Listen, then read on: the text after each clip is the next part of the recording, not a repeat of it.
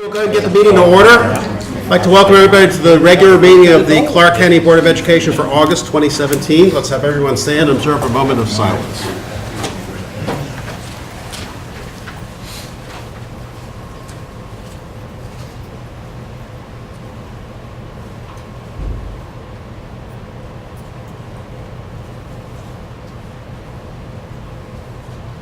Now the pledge.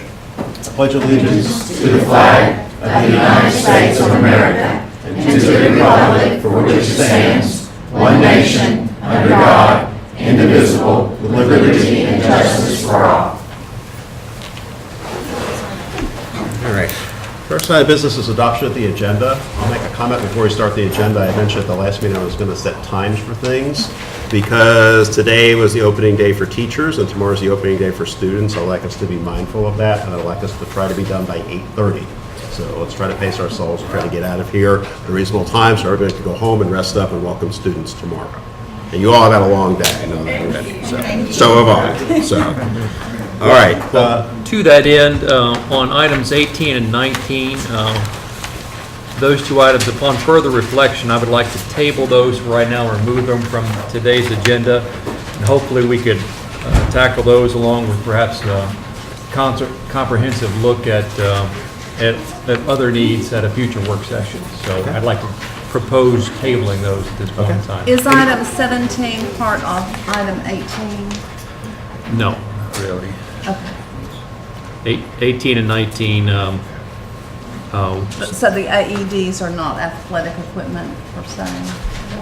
I'll Or just defer a that set? to Okay. the We can Mr. discuss King. that. I would think they're health equipment because they can be used on anybody at any time. Okay. So, When we do get to item 18, would we discuss a possible meeting or what you may be thinking about for that? Or are you looking at work session or? Well, my concept is it probably ought to give it some thought between certainly superintendent and all those folks, see when we could put the information together to do a comprehensive work session, really to look at all of those issues instead of just looking at those. The reason I had them on there, quite frankly, there was some potential buying opportunities, but I think in balance, it makes more sense to look at everything in total. And I'd like to look at it sooner than later, but I want to give you all the time to review everything and give your input, Mr. Christie, on what priorities should be, because, you know, we're certain, even at the end of the day, we're not going to have enough funds to do everything, so they will have to be prioritized. So I think a working session at some point in time that would work in everybody's schedule makes the most sense to tackle those. So that's sort of a long comment. okay. All right. Any other changes to the agenda? If not, a motion is in order to adopt the agenda as amended. I'll make that motion. First by Mr. Peridot. I'll second it. Seconded by Mr. Heisel. All those in favor say aye. Aye. Opposed? Motion carries 4-0 with Ms. Ritchie absent. I move that we excuse Ms. Ritchie. Thank you. So a motion by Ms. Hicks, I second. second by Mr. Parra. All those in favor say aye. Aye. Opposed? Motion carries 4-0. She may be here later, she may be not, so we'll see what happens. So, next up is approval of minutes for the July 18th work session, July 18th regular meeting, and August 1st special meeting. And we're all at all of those meetings. I have By a and question large. about one of the motions that I didn't get clarification about, so maybe someone can clarify. Okay, which is? It's from the regular meeting. Okay. Motion number 191. And I don't want to belabor it, Dr. Hudak, because Okay. we've been through it a lot. But it's, I'm still not understanding what the actual action is related to the items 2A and 2B of the contract. That the superintendent's contract for the 2017-2018 year be extended to 260 days, and the new item B reflecting the board's desire that the superintendent be granted 20 vacation days. So is the total contract 280 days? It's 260 Or days, plus 20 20 days vacation. 260 So days. 20 260 is days. maximum contract. That's, nobody has above 260. Okay, so the 20 vacation days are within the 260. 260. Okay, thank you. Any other questions about any of the sets of minutes? I guess just to clarify that last one, the word is granted, so he may not use them all. I'm sorry, just want to clarify that's Mrs. fine. Six's question. Okay. Any other changes to the minutes? All right, not a motion, is in order to approve the minutes for July 18th work session, July 18th regular meeting, and August 1st, 2017 special meeting. I'll make that motion. Motion by Mr. Peredo, Second. second by Ms. Hicks. All those in favor say aye. Aye. Opposed? Motion carries 4-0 with Richie absent. Okay, student and staff recognition, Mr. Christie. We have a couple recognitions tonight. These have been sent in by Mr. Nichols, our energy manager for the district. We have two buildings, and we have representatives from those buildings tonight that we'd like to recognize. This past school year, our energy committee decided that each building would compete against themselves. The goal was to reduce the KBT used per square foot. That's the amount of energy used per square foot. And the way that they make the competition fair is that even though one building may be larger than another, it's based on a per square foot basis of measurement, so it keeps them all equal that way. And that they're going back and they're judging themselves and competing against their previous year's scores. So there has to be a reduction in the overall year's usage of the energy for this. After a year of collecting the data, the results are in. The student-centered building this year, the winner of that was the Phoenix Academy. And they reduced their usage by 0.49 kBTUs per square foot. That's roughly $3,500. But what's huge here is that we have done nothing in that building to change the physical plant there. This has all been done, the savings here have been generated by culture change within the building and student-driven incentives that have saved the energy, which is huge. That's huge. So the winner of that one was the Phoenix Academy.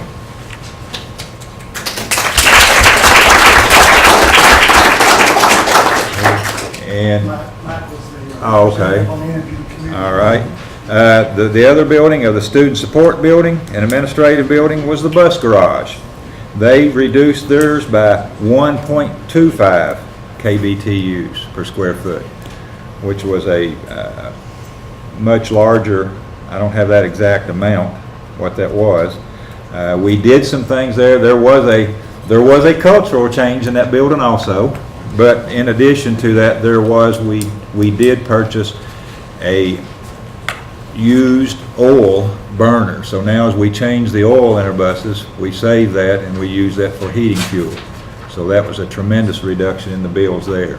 So congratulations to both of those buildings. They have banners. It's hard to see for you all back here, but those will be at their buildings until someone overtakes that. And This- how often will we be assessing this to grant a new Mr. Nichols? winner? Once a year. And we'll be looking at it month by month, and they'll know, they're gonna know probably closer month to month what it is, and as we go further, we may be able to look at where we can do it more frequently than month to month. I might note that the second place at the student-centered building was Campbell, which was the second place building, and again, we're just starting to see the benefits of the culture change there and some of the chill beams and some of the things that we put in there, so this year I think you'll see an even greater. And then the central office, I'm proud of this one. Central office was second place in the administrative building, and until then, we were the worst energy consumers in this district. We'll say that, and now we walk up and down the halls, turning each other's lights off and everything else. So when you come in the boardroom, if you leave and you see when somebody come in right behind you and turn the lights off, you know why. That's what we're doing. So proud of those. That's the only recognition we have this evening. Okay. All right, is anyone signing for public comments? Okay. All right, superintendent's report, state and district updates, Mr. Christie. We've got a few that I jotted down in between. I'm sorry. Did we miss somebody? Yeah, somebody signed in late. Oh, I'm Okay. Let's back Oh, I up. saw someone, sorry.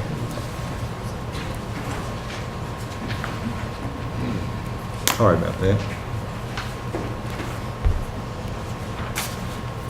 All right, it is Rob Carmichael.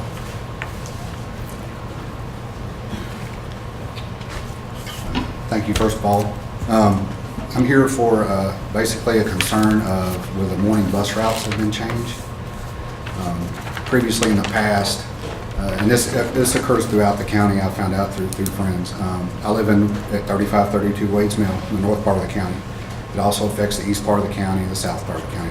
The bus routes have been doubled up in the past 3 years. They come by once to pick up elementary schools, and they come by the second time to pick up junior high and high school. When I went to open house at Campbell, they told me now, instead of a 7:25 pickup for my junior high and high school kids, I now have a 10 after 6 pickup, which now reduces it an hour and a half basically of sleep, and a 2 hour plus bus ride is basically what they're gonna have as they go through the elementary and drop everybody off and extending their time. This is also happening in Pilot View, it's happening in Ford, it's happening everywhere else. The second thing, which I don't understand, Mr. Miller did reply back. I don't agree with his response. I think it was a political response, that it's a safety issue of transferring buses in the morning. If it was such a safety issue, why is it taking, this is the 4th year to really address that? Second of all, going from 2 routes to 1, if we're doing that in the morning, why are we not doing it in the afternoon? Because my kids basically, when they get out of school, they're home in 35-40 minutes right after school. That's just basically my concern. You're asking, I'm a proud dad, but I'm not a prideful dad. My daughter's 12th in her class as a sophomore. She's also a student athlete. Now you're asking her to get up at 5 a.m. in the morning basically to catch a bus and sit on a bus for 2 hours until it gets through its elementary routes and then finally drops them off at GRC and then Campbell. Okay. All right. Okay. Thank you for your comments. Can we look into this? Yes, I will. Okay. Okay. Now superintendent's report. All right, I have a few things that we've gathered today. First off, I'd like to recognize, and I don't know if, I'm not sure if any of them are here, I've not looked around the room tonight to see if any of our new administrators. We have some folks who have taken some new administrative positions here in the district. First is Miss Chris Ann Coteau has taken an assistant principalship position at Campbell Junior High. Chris Ann's here. Well, she's minutes now. She's got to have to move to the Yeah, front. you can't Come hide off now, the back Chris. row once you become an administrator. This is where all good Baptists sit. Mr. Scott Lowshider has taken an assistant principalship at George Rogers Clark High School. Ms. Jill Whitaker has taken an assistant principalship at Baker Intermediate. Mr. Todd Wilson has taken the principalship at the Area Technology Center. And at the present, we have an opening for a preschool principal. So we have started the advertisement on that, and it will be a few days going through the search there and conducting interviews to fill that one. So I'll keep you posted as we do that. Just as on August the 10th, we completed our annual Red Book training that was held here in the central office, where throughout the district, every bookkeeper, all coaches, all principals, and all booster officers. That's a requirement now that we have every year annually, that we require each of those individuals to attend the Red Book training that we conduct. And that's been completed. We had a great opening day ceremony today. If you weren't able to make it there, I'm not sure that we had anybody in the district that wasn't there today. Any employee, I think every employee looked like they were there. We had a huge crowd. I'd like to here publicly thank all of the vendors and all the local businesses that came out and supported the opening day. They had several tables set up downstairs where they gave things to the teachers. Then we had a lot of door prizes that were collected throughout the district and was given to the staff. I think there were somewhere around 95 and not to close between 95 and 100 gifts given to teachers. That was very much appreciated. It's very much appreciated to see the community support. We had an excellent speaker today. Mr. Josh Shipp came in and he talked. He was growing up, he was a foster child. He talked about his experiences of how he worked hard to be put out of foster homes and how it ends up that one adult made a difference in his life. And any time one adult is all it takes to make a difference in a child's life. So that was great. I'd like to mention our custodians, and we'll probably do a recognition of them a little bit later, but with the construction projects and the energy management projects we had going on, we came up to, if you were in the building a week ago, you were probably scared to death when you walked through there about whether or not, I know the principals were, whether we would have the building buttoned back up. But I assure you the buildings were all back together, the air's blowing cold, the floors are waxed, and that's only because of the custodians in our district that came from their buildings that didn't have construction going on in that last 2 or 3 days. They all pooled their time together and came in and worked over a weekend and at night and got all the buildings back up to where the shape that they are always in every year for the beginning of school. So a huge thank you to all those custodians that did that. I'd also like to say a special thank you to Jennifer Winburn and Kathy Jarman and the others from central office that worked on our operation registration 3 days last week. That was huge, getting that many folks registered. And those two ladies from our office headed it up there and then came back at nights and started putting in. We had over about 238 new applications from new students who weren't in attendance in this district last year, so they're getting those put in. So I've got some other numbers I'll share with you here in a second, but thank you to those ladies and to all the others here at central office. Everybody chipped in and went out there and helped man those tables. Transportation was represented there. There were several groups that made that effort there. To start school tomorrow, as always, we have all of the central office staff is divided up. Everybody has a school. They're going to be there in the morning and the afternoon for the next few days just to help in case they need extra hands inside or outside the building. We'll continue to do that. This year we have, with our preschool not starting, this time we're taking the preschool buses and we'll have an additional bus stationed at every school, morning and afternoon, in case there's anything any kind of changes that we need or any overcrowdedness that we can address immediately instead of having to wait. So we'll be doing that this time. The new teacher cadre, they've already met. We met with those folks last Thursday or Tuesday of last week. I couldn't remember what. And it was a room full, 46 new teachers to the district this year. And that not all those are new teachers, but they were new teachers to our district. And I think overall, I think we have about 54 new certified. We've hired about 54 new certified teachers this year, or certified employees this year. Our numbers right now look good. Like I said, we registered several that have came back from either home schools or other counties, about 200, close to 230 of those. As it looks right now, of course, you never know until opening day and everybody, you open the doors and the other students come in, but as it would appear right now, from this time last year, we're up about 44 students above where we were this time last year, the day before school started. We'll be watching that the first 5 days every day, about 10:30 or 11 o'clock. Mr. Holland and Ms. Winburn and I sit down and we start looking at numbers. And so after 5 days, when we come back from the next meeting, I'll be able to tell you what our enrollment is and what, if in fact it generates any additional teaching staff or if there's any movement in the staff. That's all I have. Okay, that's good. And I'll say in years past, usually fifth day attendance tends to be a little bit higher than what's registered, so that's encouraging. Dr. Bob is smiling. Makes the budget numbers look a lot better, so. Okay, item number 4 is the Community Education Annual Report. Ms. Hefner. Good evening. I appreciate your time. I've given you the report in your packet, so I'm not going to go over all of that. I will tell you that I forgot to put one thing on there. This year we set up a monthly budgeting class at the Beacon of Hope at their request, and we have Winchester Federal Bank employees who are going in once a month and talking with the folks who use those services, and we generally have 20 to 30 participants a month at that. They make that mandatory for them. So we're happy to be able to help with that. New this year, we did the 3-day Family Art Fest during spring break, and then this summer we did 3 days a week for 3 weeks. We did a Family Art Fest. We had some awesome volunteers from the community come in and teach various crafts and arts. Some of them were as young as 11. His daughter was one of our instructors. It was a really nice program. We didn't serve as many families as I would have liked to. It's kind of hard to get them in sometimes, but we gave them lunch every day, and they got gift cards for Walmart, and they got books to take home and all kinds of neat things. So it was a good project, and it was partially funded through a grant by the Greater Clark Foundation. We had Catalent donate 3 smart boards in July. 1 went to Shearer and 2 went to the high school.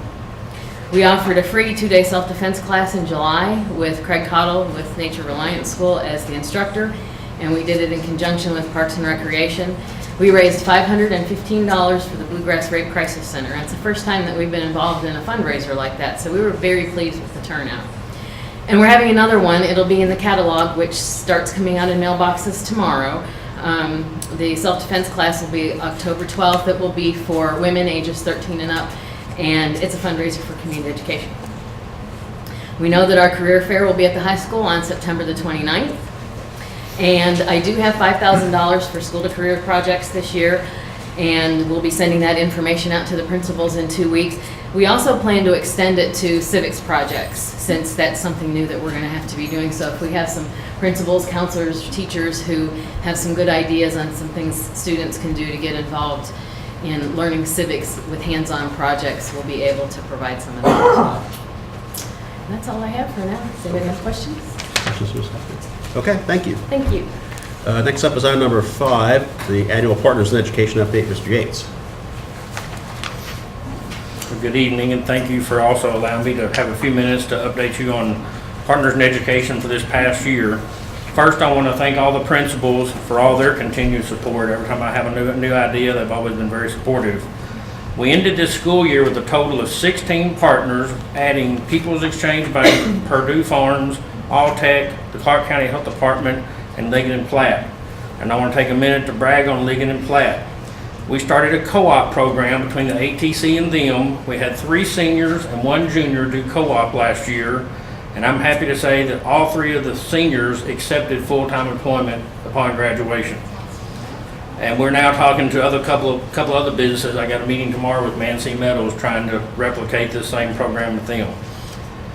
We had approximately 58 volunteers last year, tutoring approximately 242 students. Our volunteers donated over 1,000 hours to this program. We also assisted with the bug program with the Winchester Kiwanis Club, which brought in another 22 volunteers. This program has a positive impact on approximately 408 third graders. So that gave us a total of 80 volunteers, and our total reach was about 650 students. This year, though, we're making a concentrated effort. My board and I are making a concentrated effort to recruit more individual volunteers. We've been at every school open house, me and other board members, and we're striving to have between 75 and 100 volunteers, not counting Kiwanis, this year. A few other things I want to mention. We had our partner of the year this year was Ligon & Platt. Our volunteer of the year was Christy Davison from Central Bank. Our director of the year was Carlene Hefner. She'd been on the board since inception in 2011. As a treasurer, and our educator of the year, which is a new award that I came up with, was for Mike Kindred upon his retirement. And then a couple other projects to mention. This last year, I expanded our collaboration efforts, and in the process, I was asked to serve on the GRC Project Lead the Way Engineering Advisory Council, in addition to already serving on the Biomed Advisory Council. Also, back in April, we did something we've never done before. We hosted a chamber breakfast at Baker Intermediate. We recognize all of our volunteers and the Volunteer of the Year. And I'd like to say that this event was sponsored by Winchester Federal Bank, so it didn't cost me nothing. We also obtained a $2,000 grant from the Clark County Physical Court for our Bucks for Books program, and we divided it equally amongst the 4 elementary schools. We didn't get as much as we asked for, so then my board ponied up another $500 to go to Baker. So in total, 377 students from disadvantaged homes were provided the opportunity to purchase a book during the book school fair, or school book fair. In total, our program, including all of our partners, donated over $10,780 back to the schools last year. This year, we also created another program called Experts for Education. Basically, we got a database with about 25 professionals who have a passion for their career or their hobby. An example that you would all know would be Dr. Beth Griffith. She has a passion about why she became a doctor. So we started it with Campbell. They were our guinea pig. And then about halfway through the school year, it was doing well, so we offered it to Baker. This year, we're going to offer it to all the schools. And last year, we had our experts spent about 20 hours in the classroom speaking to about 425 students. And I know I heard from one science teacher for sure at Campbell that said it seemed to spark some interest, and maybe that's a career they would want to take, and that's what we want to do. And the other thing I want to mention, our board took a leap of faith, if you will. On 1 June, I became full-time with Partners in Education. That's how much we believe in this program, and that's how much we're growing. And lastly, it is my understanding that $5,000 has already been allocated in the budget, but I'm formally making that request that donation be made to us during the Good Giving Challenge. And that's all I have, unless you have any questions. I got a note for you, just somebody to contact for co-op. Oh, okay, thank you, sir. Okay. Any other questions, Mr. Yates? We appreciate your work. Thank you.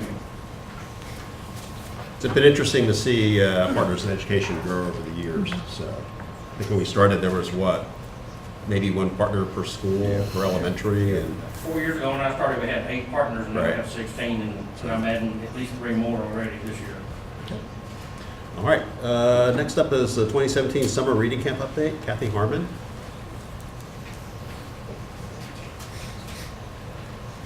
Hello. I've already sent you our summary of our summer reading camp, but I just want to focus on a few high points for you. We had an excellent summer reading camp again this year. We had about 34 students who came. They were upcoming 3rd or 4th grade students. They were from all the elementaries. 4 students even showed up on the first day that we didn't have any paper for, and they came anyway, so we thought that was great. Students came, they were there from the morning, about 7:45, 8 o'clock until noon. They were served free breakfast and a free lunch every day through the summer feeding program. The students were broken up into 4 groups, and they rotated for different sessions that they attended, and they loved it.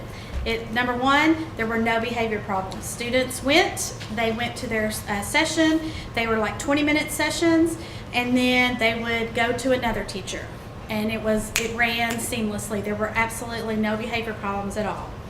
The 4 sessions they started out all together in a room. It was camp, and so we had a room set up with a fake fire pit, tents everywhere, and the students all came together, and we read an authentic text every morning. And then that text was used in all 4 of the rotating sessions. In one session, a teacher brought the text to life. They actually got the characters, and they really talked about it. They acted out the story or lots of different activities. Then they went to another session, which was story elements. And so we really talked about what parts of the story. One day we might have focused on comprehending. One day we might have focused on character development and characterization. Then they went to community literature. In that session, they actually took the book that they read and applied it to various sessions and various things in their own life.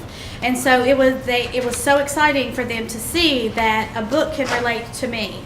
And then finally, Miss Hicks, you're going to love this, they wrote every single day about the book in some way, fashion, or form. So it was awesome.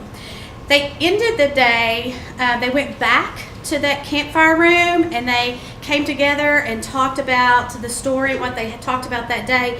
And then they actually had a reading time where they read to themselves. We had lots of books available for them.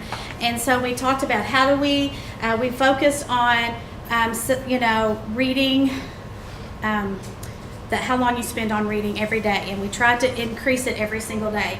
So it was very exciting that we were able to work with the students on that. Now, after that, you know me, I'm a big Lexia person. Students went to the computer lab, and we worked on Lexia. So the data that I have for you today is quite amazing. When our students started at the beginning of summer school, we had 2 students that were even close to their grade level. 2 students. And their grade level for 3rd grade, they needed to be on level 13.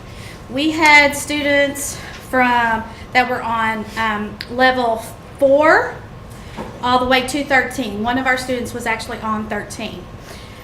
At the end of our 3 weeks, we only had them for 3 weeks, and one day we went on a field trip to the library. We had 10 students on grade level in Lexia. Every single student improved in their Lexia units. Some students even went up 2 levels in Lexia. So that's one data point that I have for you. The other data point that I have for you is fluency. So at the beginning of our camp session, we had every single student read to a teacher, and we noted their fluency rate. You know, how fast could they read, and those items. The change in that was amazing. But if a student is immersed in reading every day for 3 weeks, their fluency is going to change. So those students went up 29 words a minute, 35 words a minute. So very pleased with our progress in fluency and in Lexia. So overall, again, I think our summer program was amazing.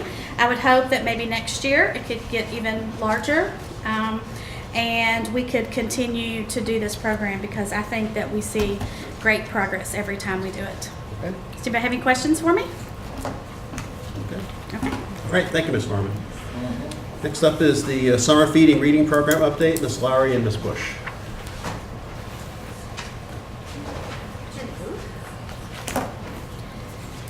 I have uploaded the information about the summer mobile unit where we followed Miss Lowry's feeding program. And it shows you that we made 7 stops and the amount of books per grade level that came to visit us and we handed out. The leftover books, you can see that we dispersed at ReadyFest. And if we had any remaining at Operation Registration at Campbell, we had put those out to be taken at that time by students or parents. There was a total of 243 books on the mobile unit that we dispersed, and then roughly maybe 800 with the total of ReadyFest and Operation Registration. I've added a few pictures up so you can see our little bitties around our Clark County. You can see, thankfully, I had to distribute them in some way. Mr. Stump and Mr. Nichols have graciously offered to let me use their trailer, and Tony Ricketts to help deliver them. You'll see that we're in totes. That's the best we could do at this time. And they were dispersed by grade level, and our little kids would come in and they would get to pick and choose and dig in the little tubs and figure out what they wanted to take. One day we could not make it. I was on vacation, and I think Teresa might have been sick that day, but the next day we really got it from the little boy who had planned. He had his whole summer scheduled. He knew what book he needed in what series, and he was upset that he had missed a day. Also, this little boy came every time, and his little scooter had broken. So obviously we had a maintenance man on hand. So he fixed his little scooter, and you can see him take off. And he and Mr. Ricketts were tighter than thieves the rest of the summer. Tighter than what? Just thicker than thieves, tighter than thieves. So anyway, Big buddies. they were good buddies. Big buddies. They were tight. They were friends for life. So if you want to scroll on through, there's just a few. It's very eye-opening. I mean, I've lived here my entire life. I'm a country girl. But if you go out and really venture to see what some of our kiddos face every day, it will make you appreciate things beyond our means that we have. It's just, I cried the whole entire day. The first day, Tony thought he was going to have to just send me back here. I cried from the time we stopped until Becky's RV pulled in here. Did you go through the whole? Yeah. It didn't change up here.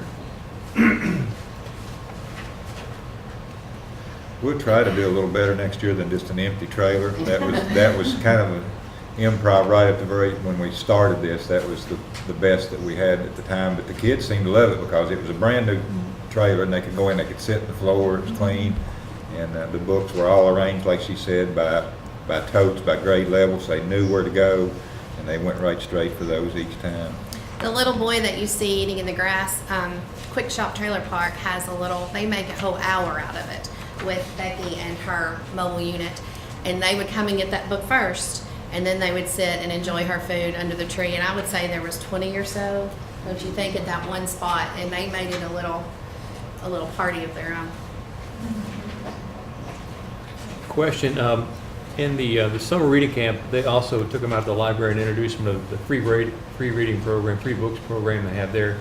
Do you all hand out any information about what's going on at the public library as you all we're going around distributing these books? Because that's just another free resource out in the community. No, we didn't, but that's a good idea. But this, we really didn't advertise. We didn't know how this was going to go. And once the word got out, I know that Brenda and Mr. Christie had gotten some information on the church visit of volunteers. Teachers started seeing it on Facebook and they want to volunteer. So I think we need to construct some way to make it a lot larger for next summer because we have volunteers that want to go out every year. Maybe we can partner with the library And and then, kind of of do course, that. the same thing, let them know of what you all are doing so you can dovetail everything together. It's great. I think one of the things that's neat when you look at those numbers, you'll see there were 19, at least 19 7th, 8th, and 9th graders. So it's not just the little kids that you see here. With the monies that I had available at that time, the larger books are the older students.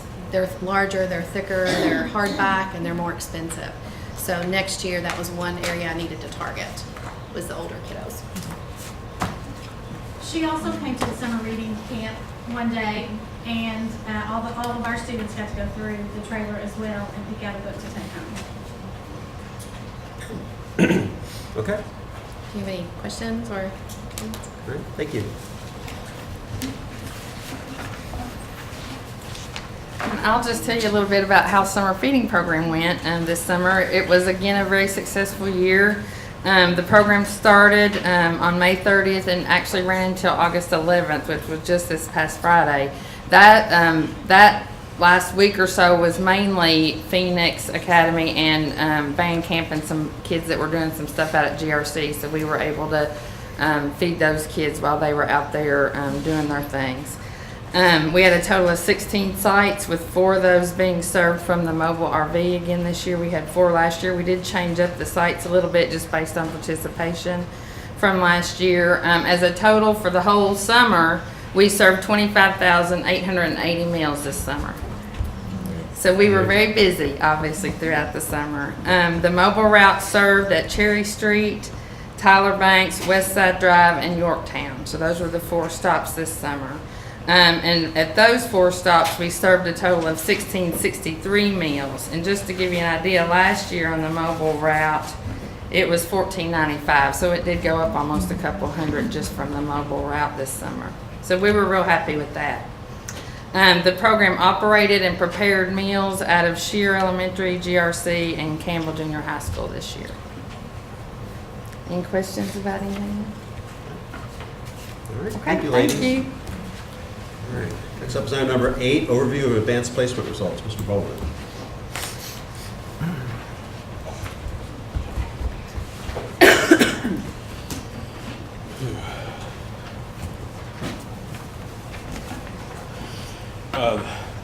Results from this past year, even though I think our numbers were down somewhat, I think we dropped probably around about 70 some kids, and actually the number of kids that took AP. But I think as we talked earlier, I talked to you last year, we're getting to a point where dual credit and AP are kind of butting heads for numbers.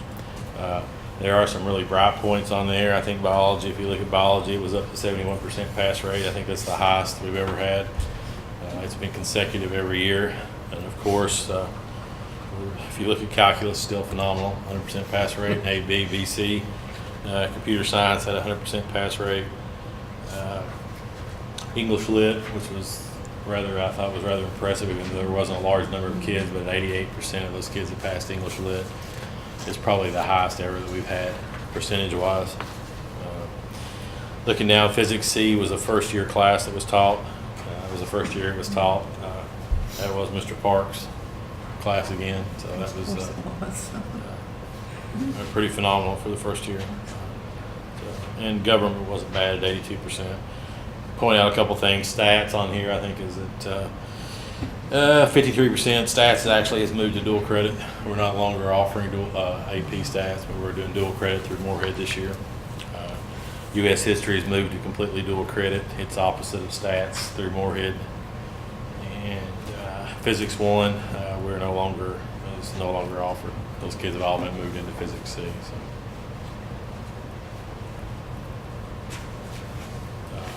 Also, there's one other thing I'll point out to you. Been in contact Last year, the state absorbed the cost for AP exams for free and reduced students. We've been told to anticipate that no funding from the state, so that cost will come back. That is a requirement that the district pick that cost up. And that's about $89 per kid.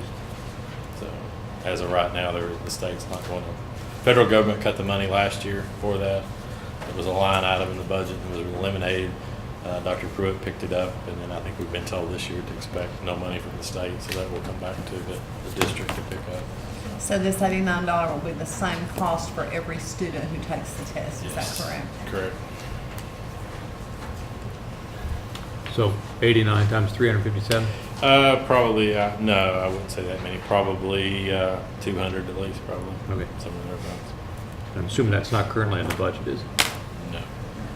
No, and another thing that the state's going to do this year was the industry certs that they're offering what, 2 per student, and talking to Dr. Pruitt, that was not put into the line item in the budget either, so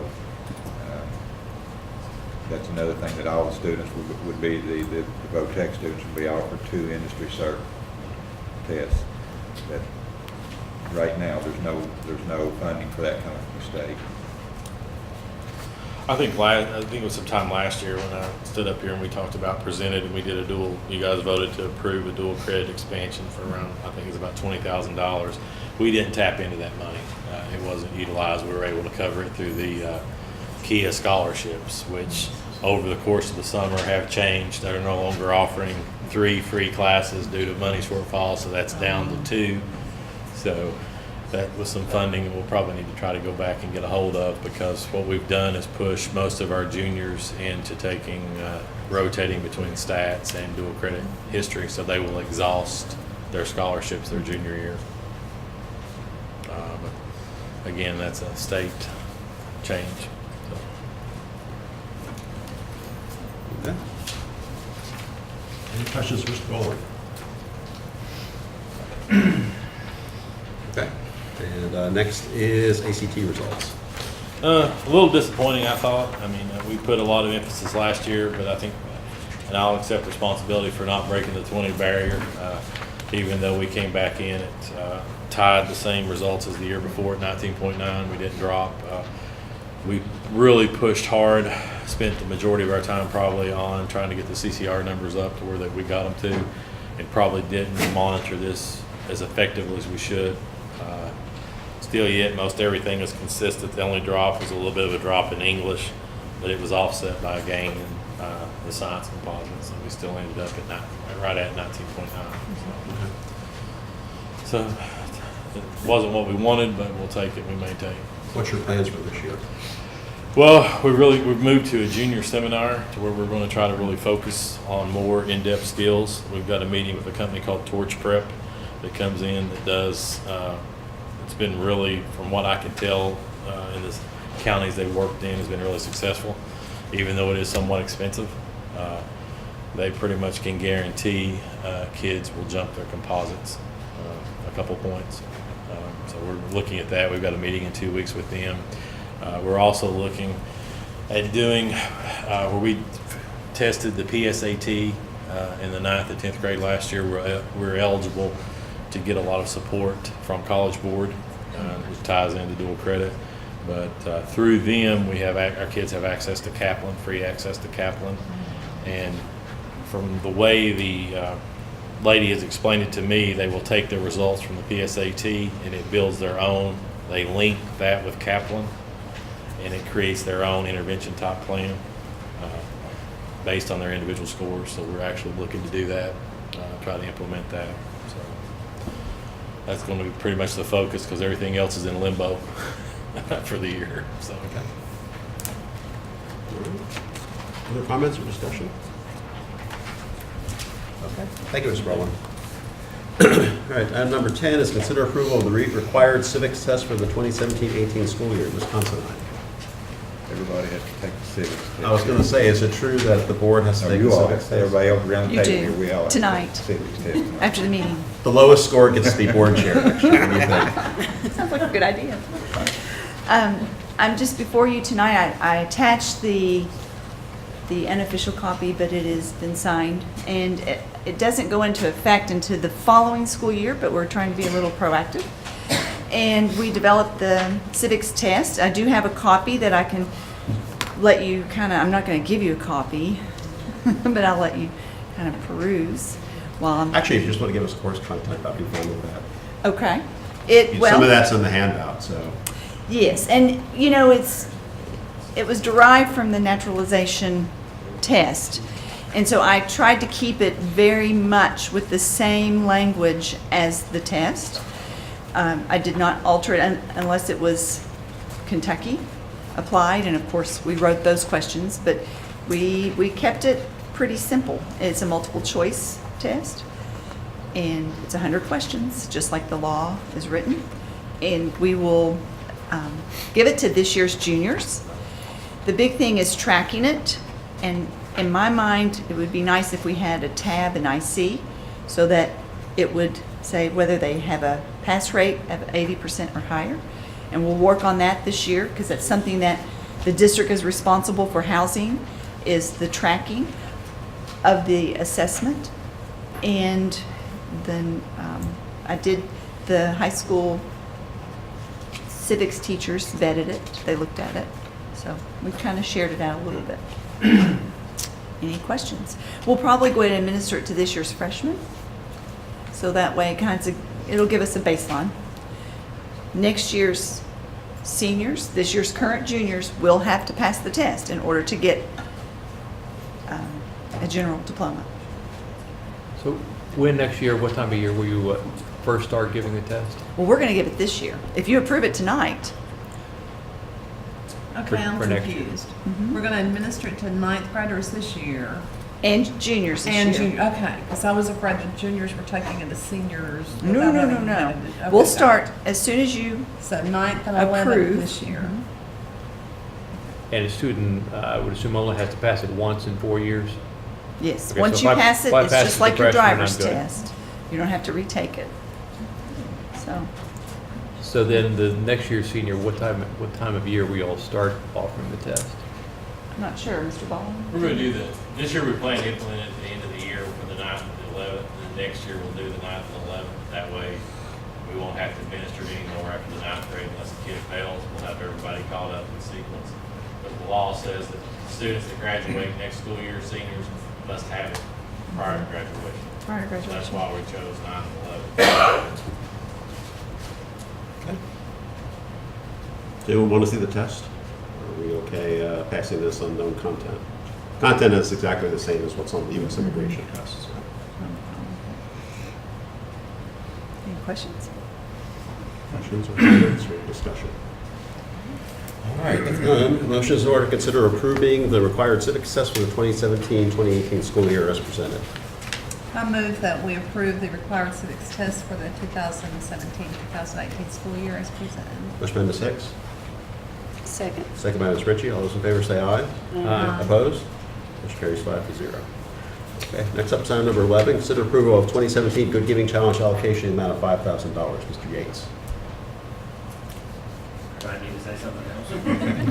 You're asking for money, so yeah. I didn't know. Please. You kind of alluded to it, but. Well, this is the same as y'all done the last 2 years, I believe. And this is our main sole source of income for our program. And we really hope y'all will support it. I mean, it's our biggest donation for the year, or for the program, I guess. Okay. And we hope to keep growing it as we're doing. Okay. Other discussion? Okay. If not, motion is in order to consider approval of the 2017 Good Giving Challenge allocation in the amount of $5,000. I'd like to make that motion. Motion by Mr. Heisel, Second. second by Mr. Para. All those in favor say aye. Aye. Opposed? Motion carries 5-0. Thank you. Next up is item number 12, discuss and propose 2017-2018 tax rates for real property, personal property, motor vehicles, and utilities. Dr. Bob and Ms. Ellis. Yes, Dr. Bob will be presenting the narrative that he has written up and was provided in the board packet. And again, these are going through the rates that KDE has recommended for Clark County Public Schools based on our property assessments. and he will show what those look like and how it would affect our revenue for the district based on what rates are proposed. Okay, thank you. Dr. Bob.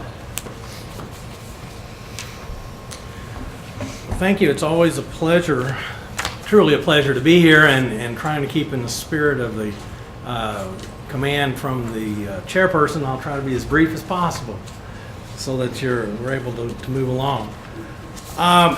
Hopefully you've had an opportunity to look at the report. I think an appropriate starting place, I got a few comments I'd like to make. One is the assessment on Table A was significantly higher than we were estimating. And a large piece of that is new property.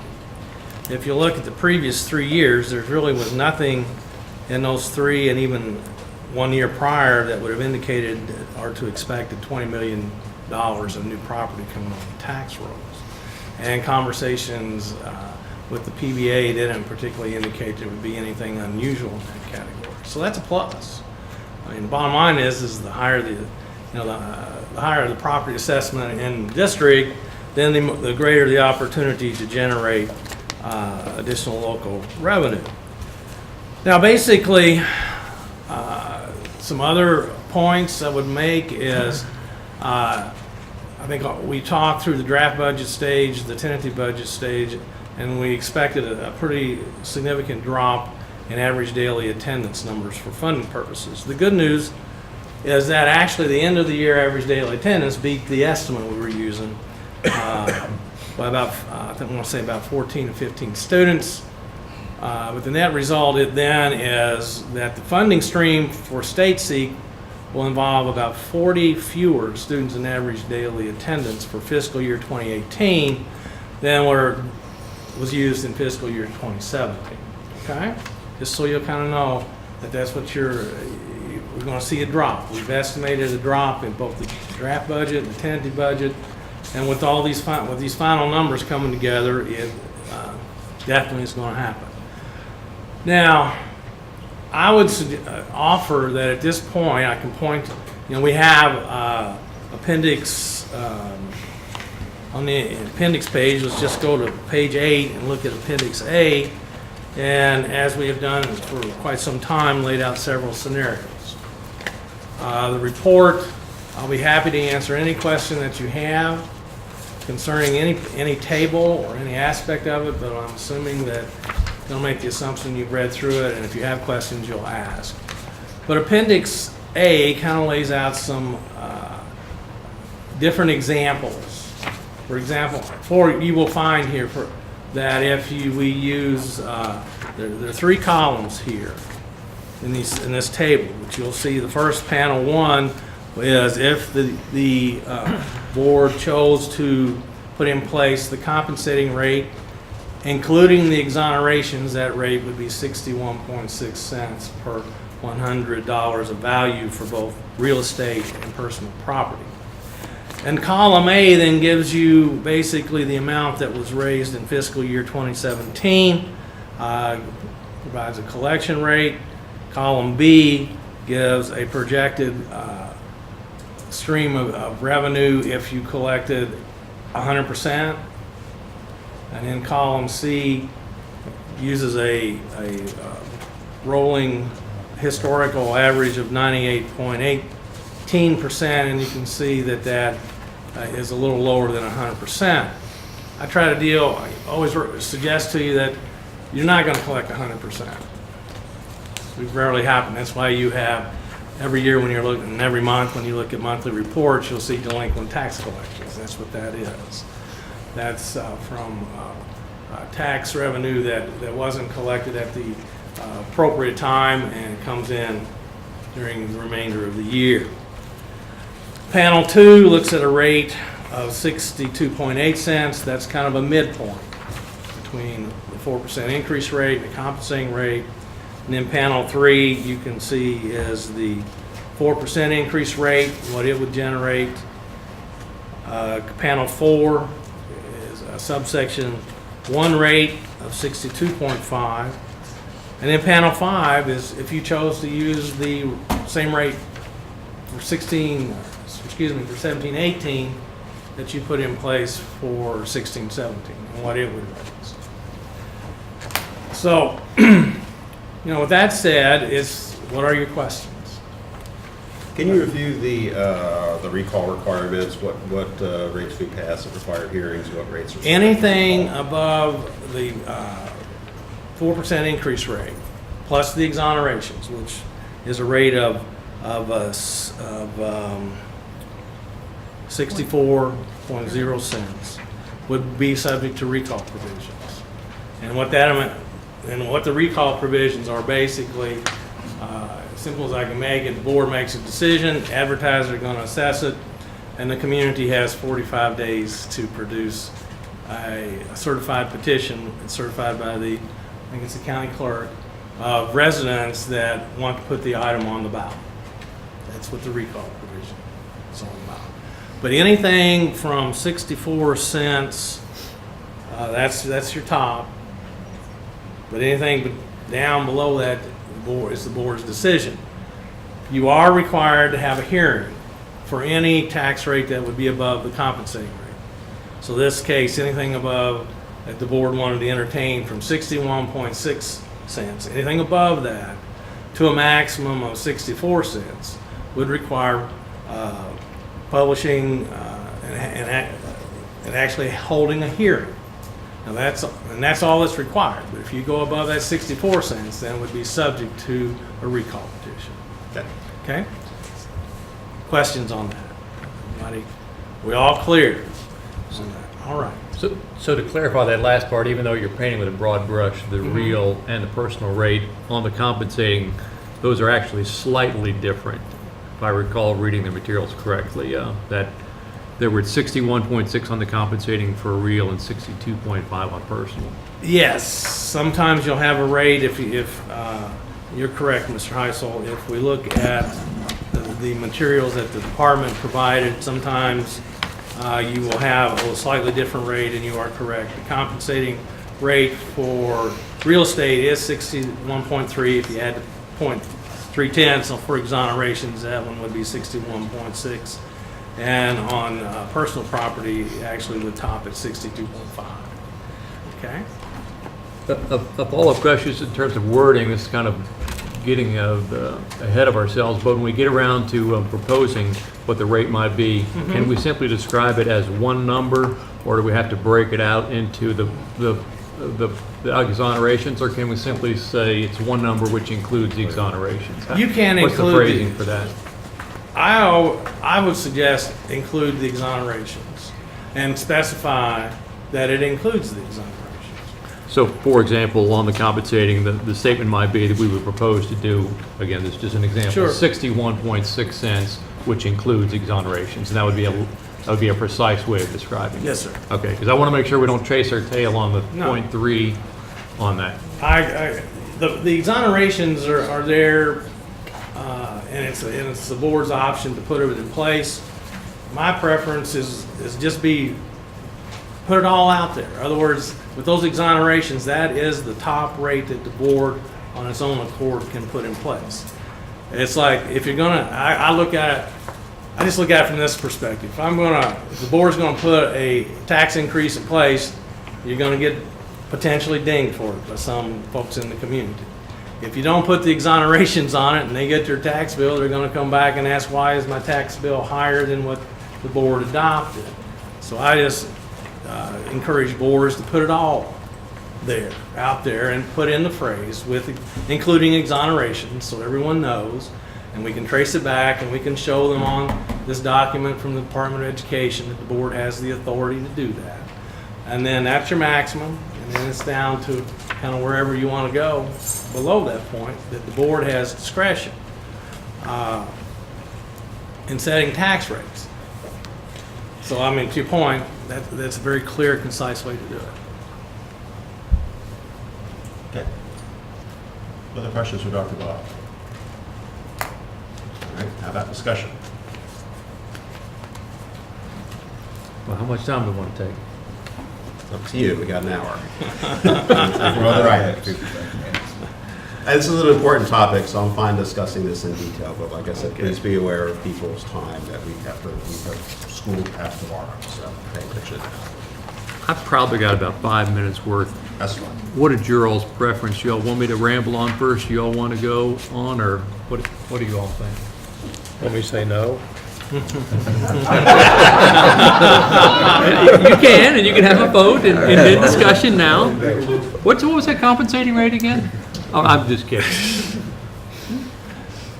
What do y'all want? Want me to go on? You're gonna ramble longer than anybody. You put them on the clock for 5 minutes, and then we'll say we're done. We're after already that. 45 seconds in. Oh, my goodness. Mr. Napier, let me give you my thumb drive here. I'm wasting 10 valuable seconds just hanging that back there. If you could try to pull up this first one. This is a chart that I had the last time where, we're sort of boxed in here. I've spent 7 months in the school district and met, as I've mentioned before. My computer plugged in. I'm listening to you. Met a lot of fantastic people, and one of the projects we're working on is a document, quite frankly, bragging about how great our district is. And we have a great district, and there's great people, and we'd love to be able to fund that as much as we can. But unfortunately, we're constrained with the tax rates that are around us from other districts. And share this down this direction. This is an update of a chart that basically probably go up one level, right there. And let's see here, go down one to the very bottom with tax rates. So we're kind of constrained in what we can do from competing districts. Look, I brought my dandy little pointer here. So, then it goes away when it hits the screen. Look at that. Well, now we've learned how to see here at this, and it goes away. It is dangerous. So there we are sitting at 62.2 cents, and we have our good friends at Fayette County, which are kind of the outlier there at 75, and Jessamine at 68. Of all the other counties, we're higher than everybody else. And that's not a horrible thing, because I think what it means is it's taken a while to get up to there, and luckily the boards before have done the heavy lifting, and we're at a pretty good point of parity.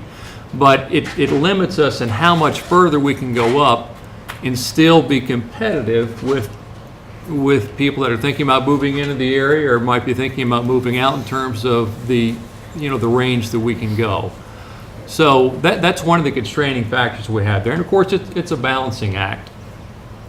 The second item, if you could pull this up, Mr. Napier, is the document that Dr. Wagner produces for our review. It's very, very comprehensive and can be quite intimidating. So I wanted to try to boil it down to something that makes it a little bit easier for me to understand. And you just jump in here if I'm materially wrong anywhere. Essentially, what you can look at is it starts with the budget. We have our valuation of the property on the budget, and then how much it's gone up. And so basically we picked up $38 million in value, and if you peel off the 10 cents for the buildings, that gets our rate down, again, analyzing the 62.2 cents. That takes us to 52.2. So basically we picked up $203,000 because of the pickup in real property. And then using your collection factor, we're about $200,000 to the good there. So now we get down to motor vehicles, and of course we do get to tax those and boats, I believe. So we picked up $3.8 million there, and again, peeling off that 10-cent rate, we picked up $16,000. So we pick up in general terms. So what rate did you use, Mr. Heisel, for the vehicles? I used the 53.5 cent rate and peeled off the 10 cents. And then for the comparison purposes, I use our current rate, just to try to understand how much really we're picking up from new property. So we pick up $216,000 in new revenue versus the budget. We know that we've approved a budget change that takes away $20,000. Essentially, we had $20,000 in additional expense.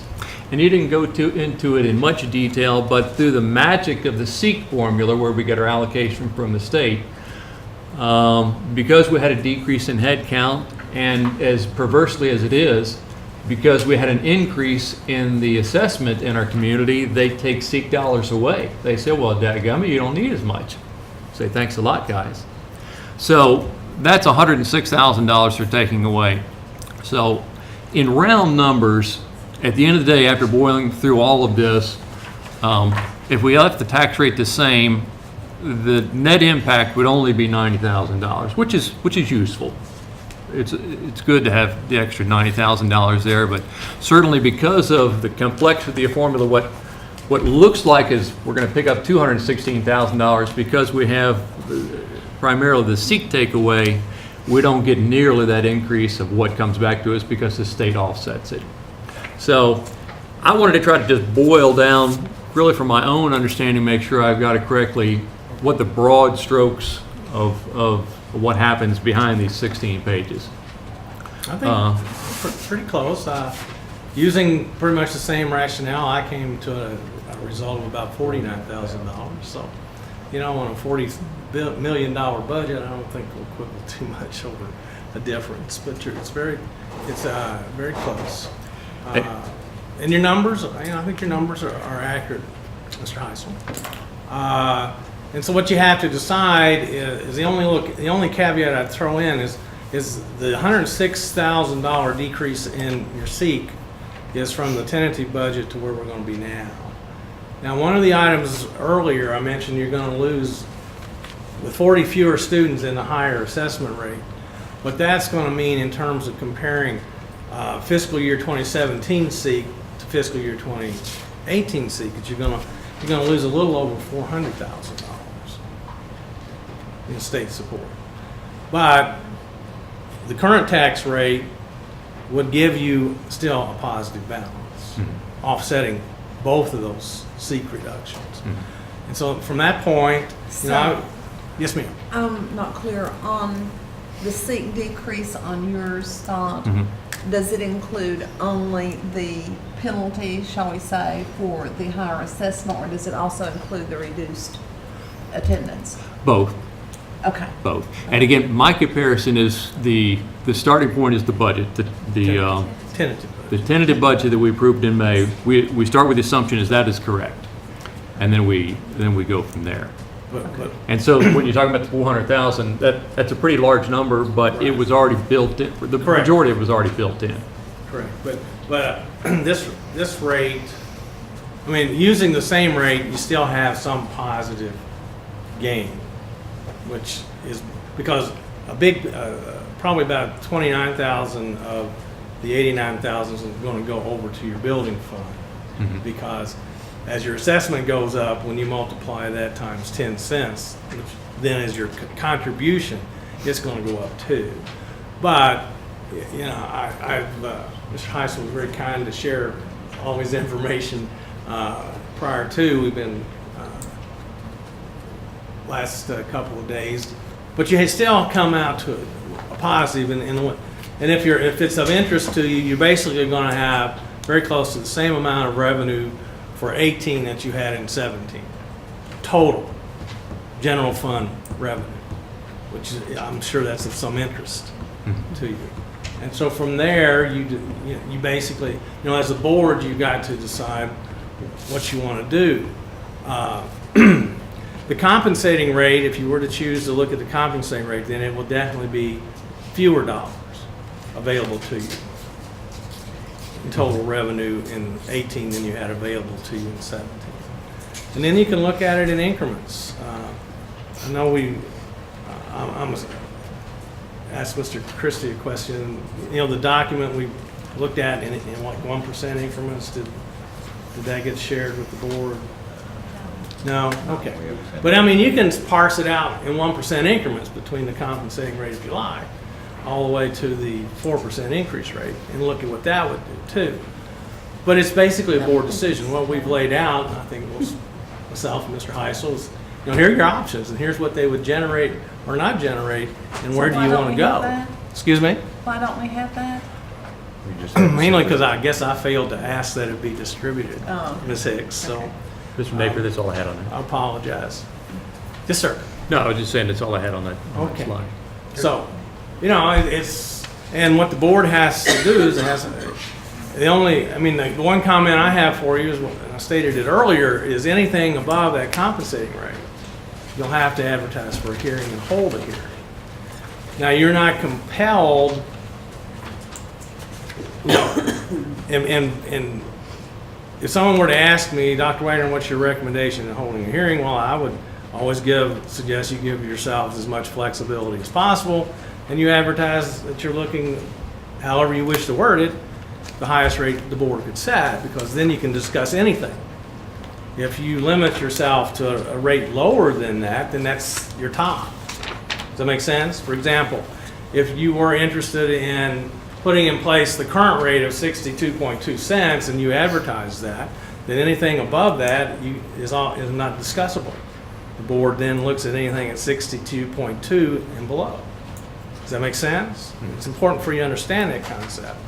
If you decided you wanted to advertise, even though there's some reluctance on whether you really wanted to put in place the full 4% increase rate, but you wanted to have the flexibility to discuss it, then you would advertise the 64.0 rate.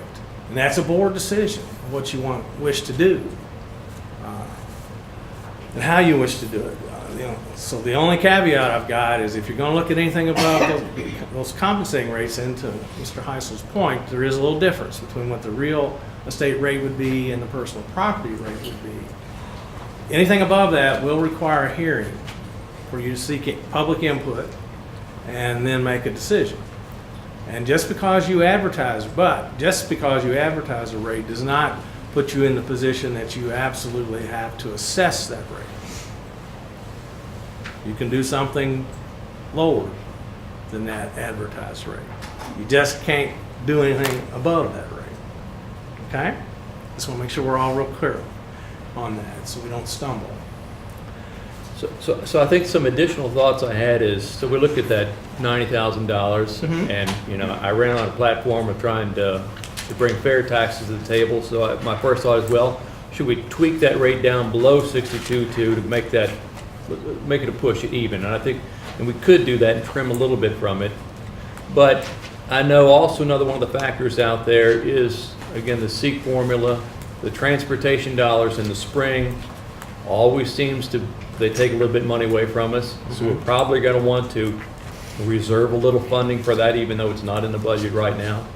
And quite frankly, in all fairness, the thing that probably worries me the most is what the state might do in terms of trying to plug their pension hole. That would be a valid concern. And I appreciate your map that shows your surrounding districts. But you do have one luxury that many of your surrounding districts don't have. On a wealth basis, this county ranks 16th of the 173 districts in terms of taxable wealth on a per student basis.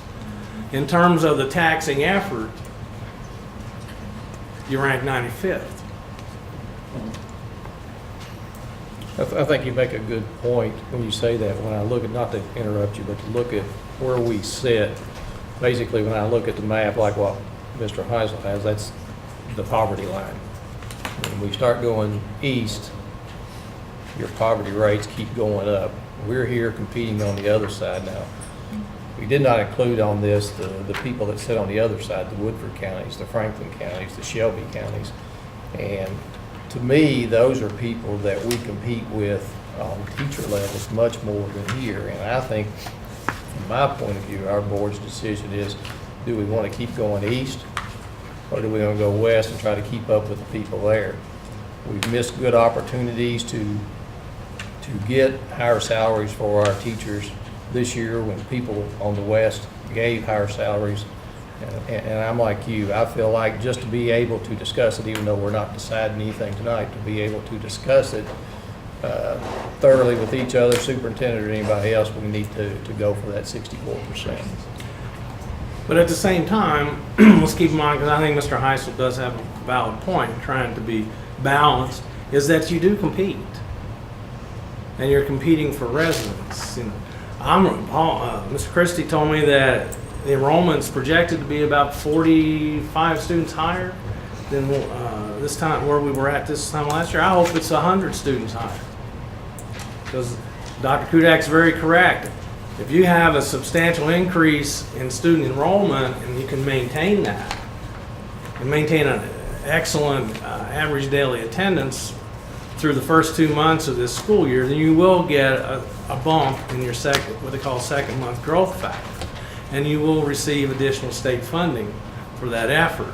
So I'm real excited and anxious to hear in a few days what is the actual, as one nice lady said, butts in the seats. Because that's what it comes down to. Because you got to see the whites of their eyes, another way to put it. But, you know, projections are, as we have learned the hard way, projections, you got to have them, but they don't always turn out exactly where you think they'll be. But I do think for fiscal year 2018, the board has got some options that they can consider that will be beneficial, perhaps to both, I would hope, to both the taxpayer and to the students. Because unless we have an increase in average daily attendance, there won't be any additional state dollars coming to the district, because it's going to be flat. It's the same base rate this year as it has been for the last 3 years. And if you have paid any attention to, which I know all of you do, because you're too close to Frankfurt not to pay attention to it, know that the budget people in the governor's office are talking about how difficult the 2018 biennial budget is going to be. And one way to look at it is, I guess it will be considered somewhat of a victory if they can keep the base at the current 3981 and not retract off of that. I just don't see in the near future any increase in state support coming to school districts. So you've got a balancing act. You know, it's kind of like stretching the rope even tighter. Because I think, you know, as a school board, you do face two constituencies. On one side, you've got the students that you're very much responsible for, but on the other side, you do have the citizens of the county that you're responsible to. So it can be a difficult situation. I just always encourage the board, any board, school board, that's willing to accept the suggestion. In the discussion phase, give yourself all the flexibility you can and look at it carefully and look at the numbers. I think the projections of what you can generate hold pretty good. Your collection rate is very good. I'll take 98.18% collection rate most any day, because the odds of getting 100% just aren't there. It's just not going to happen for a lot of reasons. The fact that, you know, exonerations, for example, is a big old word to say there's room from January 1, 2017 through December 31, 2017 to make corrections. Sometimes there's an error made. Sometimes a business or a homeowner is successful in challenging their assessment and it gets lower. And that's kind of what exonerations are, and then what the exoneration rate is just a way for the board to recapture some of the lost revenue from the previous year. So I don't want to belabor the point. I'll be happy to answer any questions that you have. I appreciate Mr. Heisel's contribution. I would have to give, just at the risk of sounding maybe a little over the top with it, I do give him a high mark, because I haven't had anyone in all the boards that I work with want to know the detail like Mr. Heisel does. And I personally appreciate that, because that's kind of where I operate, is in that realm of detail. It is a comprehensive report. It's designed to be comprehensive, but you know, sometimes one-pagers also are very helpful, and so I appreciate that. So I think you got a lot of information in front of you. You just got to figure out, as a board, where do you want to go. So I guess to summarize my position, since Mr. Peridot has kind of talked about his, I think we could make a case for taking the rate down to 61.86, and it would be that $80,000 or $90,000 would be zero. But considering the number of unknowns that are out there in the future, I would personally be happy to leave it at 62.2, and would consider that to be a fair rate for next year. That's the perspective I'm coming from. Okay. Other discussion? Anyone would like to make a motion? Well, you know, a comment that that I generally make every year is that any year that the 4% is not taken, you not only lose it for that year, you lose it from now on. Correct. That's, you know, that's what causes me to lean that way. But then, you know, look at how well our district is doing financially based on other reports that we're getting. And then I feel guilty about taking the full 4%. So there's that push-pull, pull-push. Yes, yes, you're right.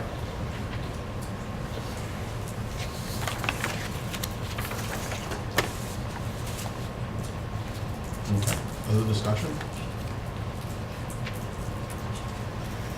Any motions? Remember, this is a proposed rate. If it's anything other than the 61.6, we'll have to set a date for the tax hearing, and then we'll have a meeting, special meeting that's called after the tax hearing to set the final rate. So if we make a motion to approve the 4% increase, we still have leeway to talk about anything else in there, but that gives us the opportunity to be able to do that. Up to that point. I would make that motion to approve the 4% increase. Is there a second? I'll second. Second by Ms. Ritchie. All those in favor say aye. Aye. Opposed? Nay? Motion carries 3-2 with Ms. Ritchie, Mr. Peridot, and Judy Hicks in favor, and Scott Heisel and Dr. Kudak opposed. Okay, so we will advertise, that's the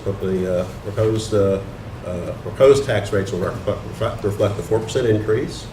Our advertisement will reflect that, and the next item is to set dates and times for the tax rate hearing and special meeting.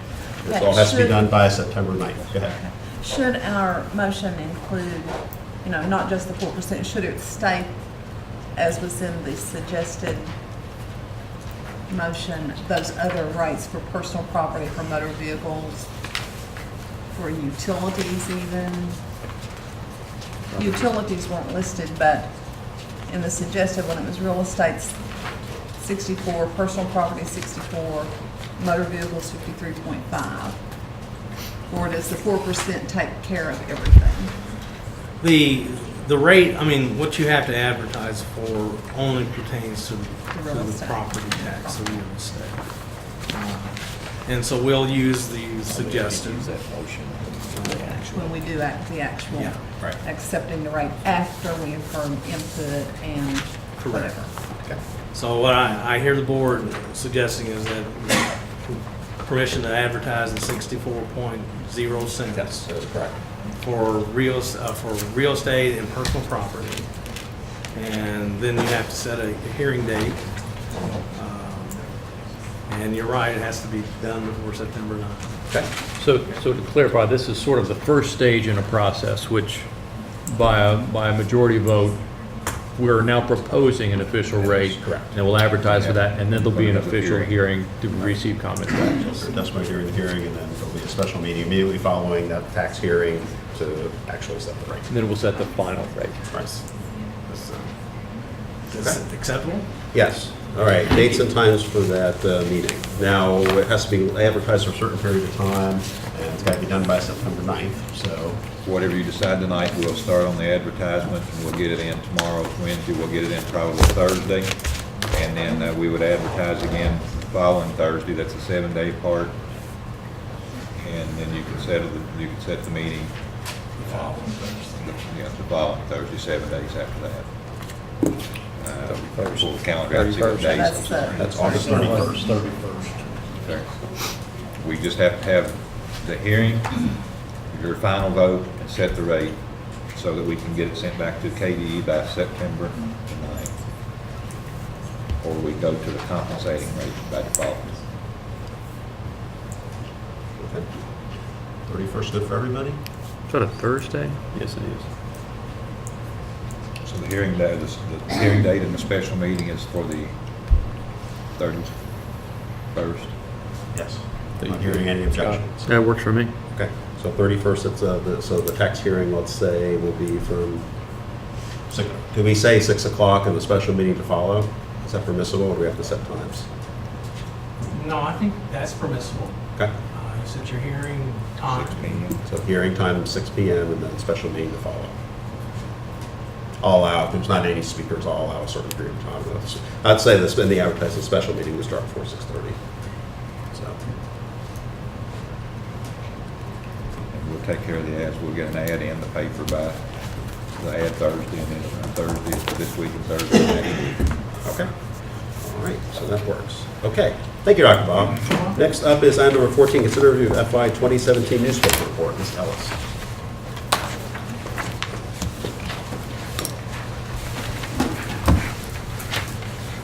Per the KRS 424.220, districts must publish their financial statements within 60 days after the close of the fiscal year. So that's by August 31st that we have to post in the paper a financial report, a list of vendors that we've done business with over $1,000 during the year, and then statements from our bank stating what our balance was as of June 30th. So those are the items required to be posted in the paper. It's also required that we provide the newspaper not to be posted, but provide them with a list of salaries of everyone in the district. So that gets mailed to them as of August 31st as well.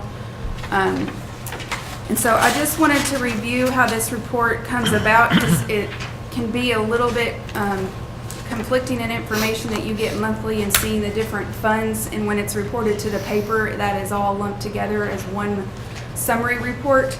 So I just wanted to review that briefly, so you all knew where the numbers were coming from, and it wasn't a surprise when it hit the paper of what you were looking at.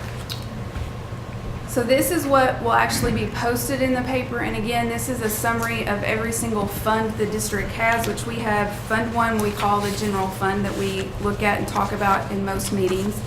Fund 2, which is made up of our special revenue, all of our grants that we receive. Fund 310 and 320 are building and capital outlay funds. Fund 360 are construction. Fund 400, which is our debt service account, and then Fund 51, which is our food service. So there's another document. If you want to scroll through that real fast so that everyone can see what will be posted in the paper. Again, we have to post salaries by departments, so that's why they're listed out in the different categories of instruction, administration, maintenance, transportation, and food service. And then vendor payments is our accounts payables that go out and are reflected per vendor in this big list with all of the vendors' names and the amounts that were paid to those vendors. This is a condensed, so it doesn't take up as much room in the paper, opposed to listing it out in a more legible fashion. It takes up way too much space because there is a lot of information there. And then at the very bottom, there are basically images of the statements from our banks that hold the bulk of our money. Kentucky Association of Superintendents is still fighting this with KDE to try to get this stopped, having to publish these. Not so much that there's anything high. We're looking at more posting them on our websites where they're made available to the public and the public can still see it. It's the cost. Our cost is over $800 to do this. We're small compared to what some of the districts are going to have to pay. $800 just from last year. It was only 700 and something last year. It's 840 this year.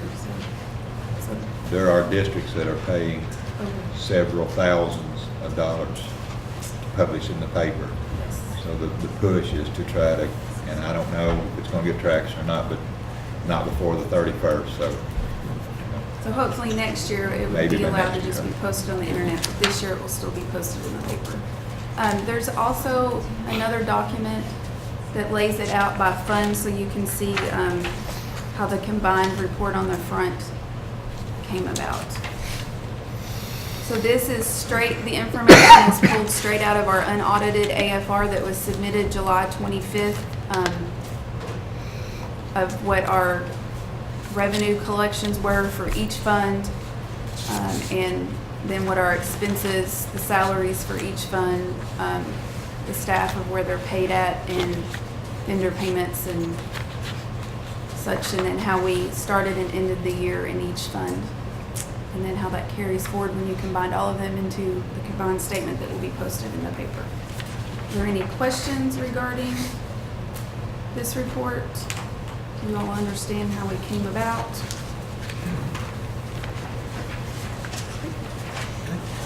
Questions, discussion? If not, a motion is in order to approve the FY 2017 newspaper report as presented by Ms. Ellis. I'll make that motion. Motion by Ms. Ritchie, I'll second it. second by Mr. Heisel. All those in favor say aye. Aye. Opposed? Motion carries 5-0.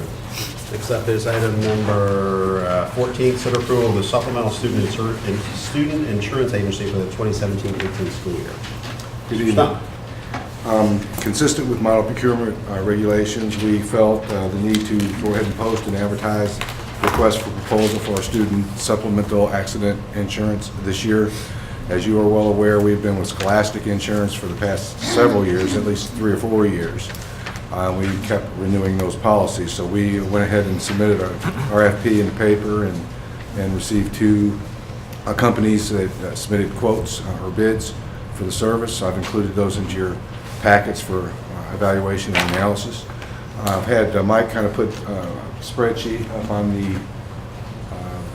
the board that's been very useful for me in analyzing the differences in the coverages of these policies. Actually, you have 3 different proposals, 2 from Roberts Insurance and 1 from Scholastic. Sideways. Here, let me go ahead and pass these out to you. This is what I used Do we have that? to help me Do we have see that? all 3 policies on one page that might be helpful to you as well. But essentially, as you are aware, we received 3 proposals, as I said. The proposal from Scholastic was a reduction from the previous year. In the previous year, they charged us $10.20 per child based on an enrollment of 5,500 kids in our district, which last year was $56,100 for the year. This year, they've proposed $9.70 per child, which reduces the policy down to, or the proposal down to $53,350 based on 5,500 students. Roberts plan proposed 2 different options. One is their basic option, and another is a little higher level middle way option. Their higher option was came in at $59,272.70. Their middle way, or their basic option, at $55,273.70. Now, the thing that really stood out to me is an obvious difference between the 2 companies was Scholastic Insurance focuses on coverage specifically for our students, whereas the Roberts Insurance focuses on not only students but teachers and coaches as well. Now, one could certainly argue, as Scholastic does, that the addition of the teachers and coaches on the policy really would not reap any benefit to the district because all employees are covered under workman's compensation.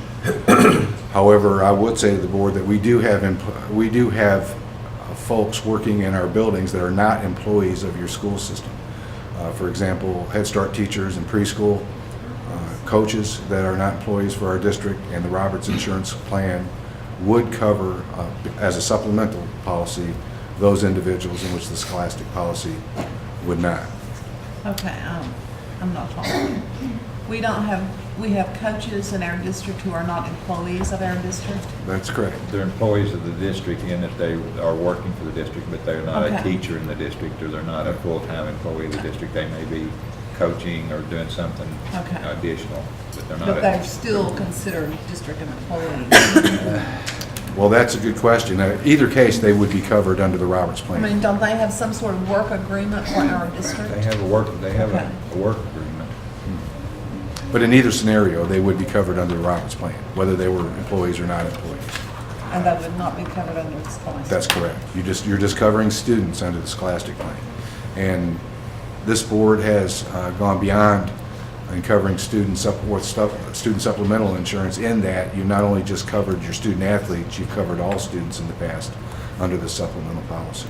Now, in looking at the coverages on the spreadsheet that I've used, you can see that that the $59,000 policy has a lot of benefit to that over the other two policies, Scholastic and the Roberts' basic plan, and that many of the areas covers 100% of the usual and customary types of charges from medical practitioners, whereas the other two plans have their limits. And I'm not going to go through every one of these individual items. You have those in front of you that you can evaluate yourself. But generally, my observations are is the Scholastic plan and the Roberts basic plan are pretty commensurate, with some areas being a little different. I've kind of made some pluses and checks off to the side from my own review as to which individual line items were higher or lower based on the Scholastic policy. So there's the information for the board's consideration, and I would certainly welcome any questions or comments. Superintendent recommendation. We've had good coverage with Scholastic. I have no problems with Scholastic. I do, however, like the idea of being able to cover teachers and these other staff. I think for the money, it's worth that. There are things that even there are pays that come out of the teachers' hands if there's something happens. That this could help supplement those teachers, and this is another one of those things that we could do as a benefit for a teacher. You speaking specifically to Plan 4? Plan, I don't know how you got them titled here, the middle one there. The Plan 4, that's correct. Berkeley plan. No, that would be the higher benefit plan, sure. Right. The coverages are much better. And I also note that, the Roberts and Neely presentation is a local company, whereas Scholastic is a Tennessee company. Well, you should have led with that. Preferably, I like local companies. It certainly seems like looking at some of these where you've got some maximum on Scholastic and the others are taking care of 100% of usual and customary Right. that, It's huge. if you need it, you might just very well find you've breached that maximum and you wish you had the other. That's right. Dr. Kudak, do you have any? I've been on the other side of this. I've had no issues with Scholastic at all. So Nor have that goes back a ways. So, Your thoughts on Roberts? like I said, I have no issues with Scholastic at all. So that's the less expensive policy. I know you get a little bit less, but I think for the common things that you're going to see, that's adequate coverage. So.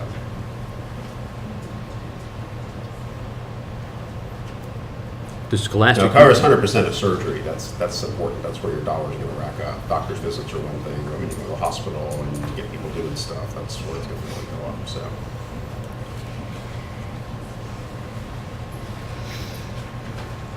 Okay. Further discussion? Motion? I'll make a motion that we accept Roberts Insurance Berkeley Plan 4. Right. Motion is on the table by Mr. Parado. Second? I'll second that. Second by Mr. Heisel. All those in favor say aye. Aye. Opposed? All right, motion carries 4-1 with Mr. Parado, Mr. Heisel, Ms. Ritchie, and Ms. Hicks in favor, and Dr. Kudak opposed. Okay, next up is item number 16, consider approval of grant management assurances, Ms. Whitesides. Good evening. Our federal grants, Title I, Title II, Title III, require assurances from the local Board of Education to be, in order to be in compliance. And I think you have had the assurances to look over. There are 45 of them, and if you approve those tonight, Mr. Christie will, in the morning, go into the GMAP system and log in and get all of those approved, and we will be on our way for being in compliance with our federal grants. Okay. Any questions? This is an annual process. It is. It doesn't look like it's changed. A little bit ended. It's changed a little It has bit. to come in front of you. Okay. Yes. this In way. previous years, it didn't have to be board approved, but this year it does. I don't know how they know, but they won't let me do these assurances until you vote for it. We've tried. He's already tried. We've tried. And these are federal. Yes, the federal grants. I move that we approve the grant management assurances as presented. Motion by Ms. Hicks. Second. Second by Ms. Ritchie. All those in favor say aye. Aye. Opposed? Motion carries 5-0. Thank you, Ms. Whiteside. Thank you. Next up is Mr. Keen, item number 17, consider approval to purchase 20 portable AEDs for GRC head coaches. Good evening. Put together a request that would put 20 portable AEDs into the hands of our head coaches of KHSA sports and sport activities. So Reason we behind have 20 head coaches at the high school? Said the same thing, yes. Well, 19 head coaches, because Dodd Dixon does cross-country and then track. But yeah. I went through them, they're there. Mhm. Went through them. And every head coach needs a portable AED. That's what I'm requesting. Okay. I mean, how does that work? Does the coach carry it with Mhm. them? Yes. Her, or That would be the plan. That the coach would have it on them at every practice, every workout, every home game, every away game. And all coaches have been trained, Jamie, right? Will have been, yeah, if this goes I mean, through if it them. goes through, they will. They Yes. haven't yet, but Yes. Who's going to do the training? It comes with the package. I'm assuming we have these devices in the schools already, Mhm. right? Yes. In some locations. So the thought process is that when we're remote away from the schools, we need to have these with us. Mhm. And I think that seems like a reasonable assumption. And I think in the event of something unfortunate like that, that it would also help, where is it? I mean, I know where they are, coaches know where they are, but in the heat of something like that, we go thinking clearly where they've got them right by their side. Not this past year, but last year, not this past current graduation, but the year before, one was used on someone in the stands at graduation. Yeah, I was going to ask, because usually you're going to Had use. to go to the school to get it. And then when you also start looking at the sports that we have that are away from any of our buildings too. But are all 20 away at the same time? No. I guess I'm just not understanding Mhm. why everyone has to have his or her own separate one when they're not all traveling or Well, it's not practicing necessarily- or whatever at the same time. Not necessarily traveling at the same time, but they may be practicing at the same time at different locations. For Different example, locations our trainer away from has our an buildings. AED on him at all times. But right now, we've got football going on, we have boys and girls soccer going on, we have volleyball going on, we have boys and girls golf going on. We're up to 7. Yeah, 7.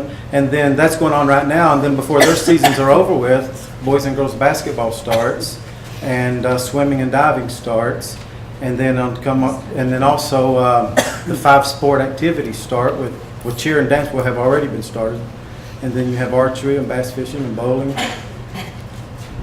So the minimum that we have going, or 15 we have going on at one time.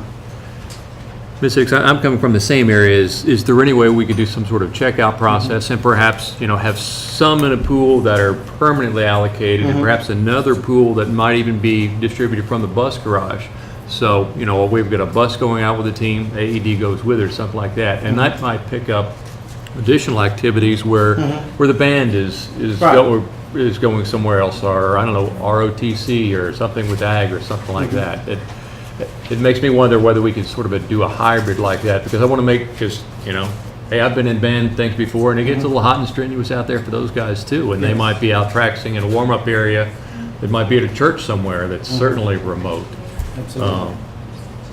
So that would be something I'd want consideration to be given to, is to have a pool that all of our students that are away from buildings that might have this would have the ability to use, not necessarily athletics. Okay. That's my perspective. I guess a concern that I would raise if we're starting to send those out with chosen activities through the bus garage, then where do we draw the line? Is it just athletics, or if we've got a group of kids that are going to the zoo, I'm just, or somewhere else, to the pumpkin patch? Do we send one on that bus with them? Now are we going to put one on each bus or how are we going to decide which field trips warrant sending? Well, earlier, I think when the question was asked about whether item 17 relates to item 18, it was that item 17 is a health issue, not just athletic issue. So if it's a health issue, then we can go with. You're 10 times more likely on using this in a bystander, spectator, coach, think person versus athlete. So that data is pretty clear. So I'm sorry. AEDs at public places get used on people in the crowd a lot more often than they do on athletes, so. So that gets us to the question, should we just be focusing in on the athletes' exposure, or should we try to look at this as to where is our exposure, where's our risk that they're not going to be around one, they're not going to be at a place that would have an AED? This takes into consideration when our kids travel, or our groups travel anywhere, that there's one with them.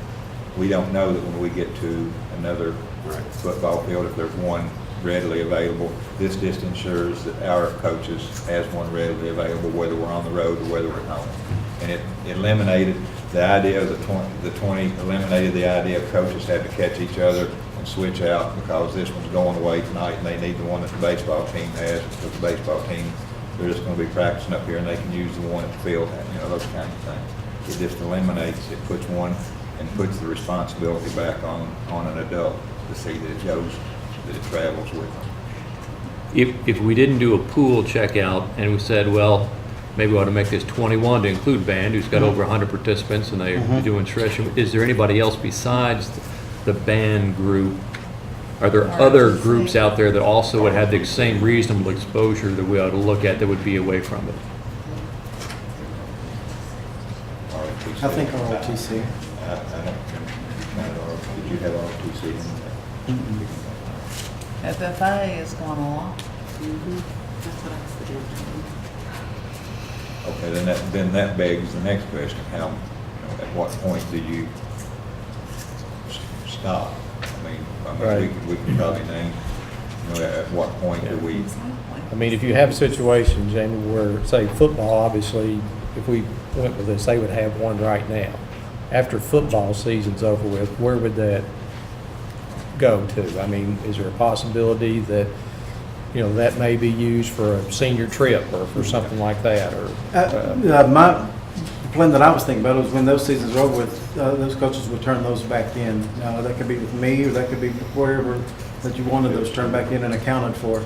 But there would be a sign-out system, and they would also be signing off that they're responsible for these AEDs and their safety, that they're not lost and not damaged. But yes, after a football season, they would come back to it, but then they would also have spring practice coming right in February, to where they would check them back out and then back in after that. They could be checked out by another. But they could be checked out by another group too while those are in. I think when I first looked at it, it seemed like 20 was an awful lot, but then when I sit and think about it, do we do 15 and we leave 5,000 out? Just $5,000 more dollars. I mean, that's what I'm saying. We're talking about safety. I think I would go for the 20, I believe. I like that better idea what we're covering, because I understand going, all right, you go to a track meet or cross-country meet out somewhere in the country, because that's what cross-country is.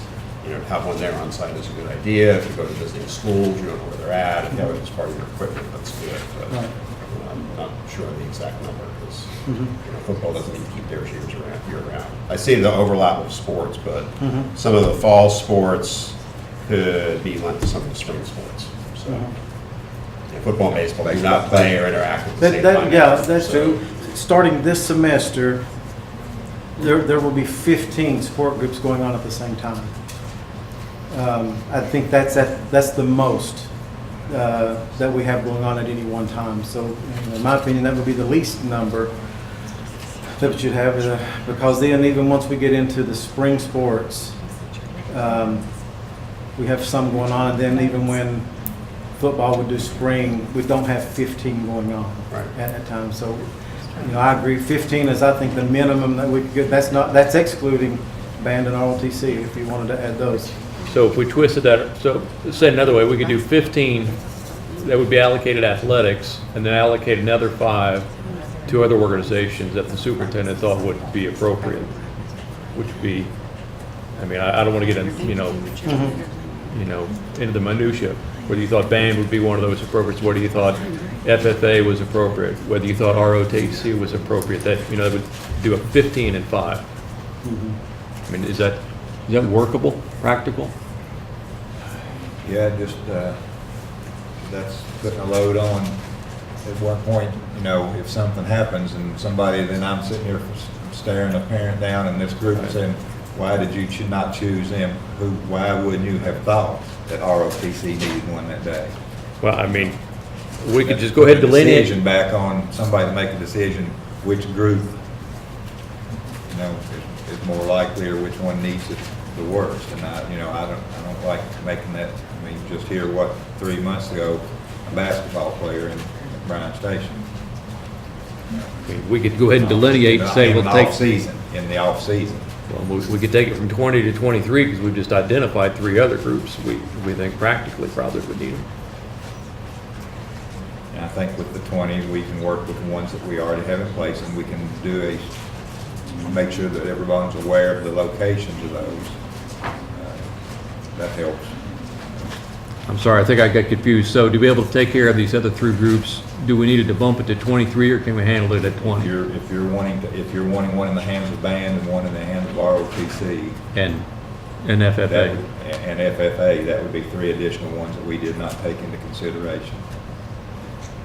And I suppose. Those, because they're not ones that on a regular basis they do some away from school things, but they're not on a regular weekly travel schedule like all the other team events are, And I suppose it's not outside the realm of possibility. We go a year down the road and you say, look, dadgummit, we didn't really use all those. We probably ought to sell 2 or 3. We could resell them for something too. Mm-hmm. That's what I want to use for. Well, if it's never been That's used. a long, well, no, Well, I and you know, just but switch still, up. I mean, I feel, as a school district, I wouldn't go buy somebody's used stuff. Hey, but I would. But I would. Though. You told me about your car, so We I buy know what I used heard. buses all the time. Yeah, but the buses run over you, it's gonna bring you back. He's going to use the used one on me. Yeah. That's what we have. I'll take I think one paddle's enough. You think one's too many? One's too many. We don't have one in Central Office either. I was going to say, we're discussing that we have those in every building with the exception of central office. We do have a lot of folks who come through here, so if this is on the table to discuss that, just wanted to discuss it. Luckily, it's low stress here, so you don't need it. Yeah. We need that here. This is the building. After the discussion, I'm fine with, you've offered 20, I'm fine with 20, let's figure out where they need to go. I think that's What's the bottom line up there? So, $23,000. 23,000. I would like to make the motion to purchase 24. We'll see if I get a second on that. I'll second it.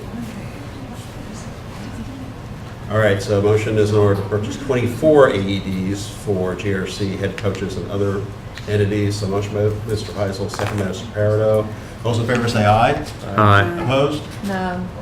All right, that passes 3-2 with Ms. Heisel, Mr. Heisel, Mr. Parado, and Ms. Ritchie in favor, and Dr. Kudak and Ms. Hicks opposed. Okay. Thank you. Next up is item number 20, consider approval of the 2017-18 service agreement renewal with K9 Resources. Mr. Stump. That time of the year for the board to consider your contract with K9 Resources.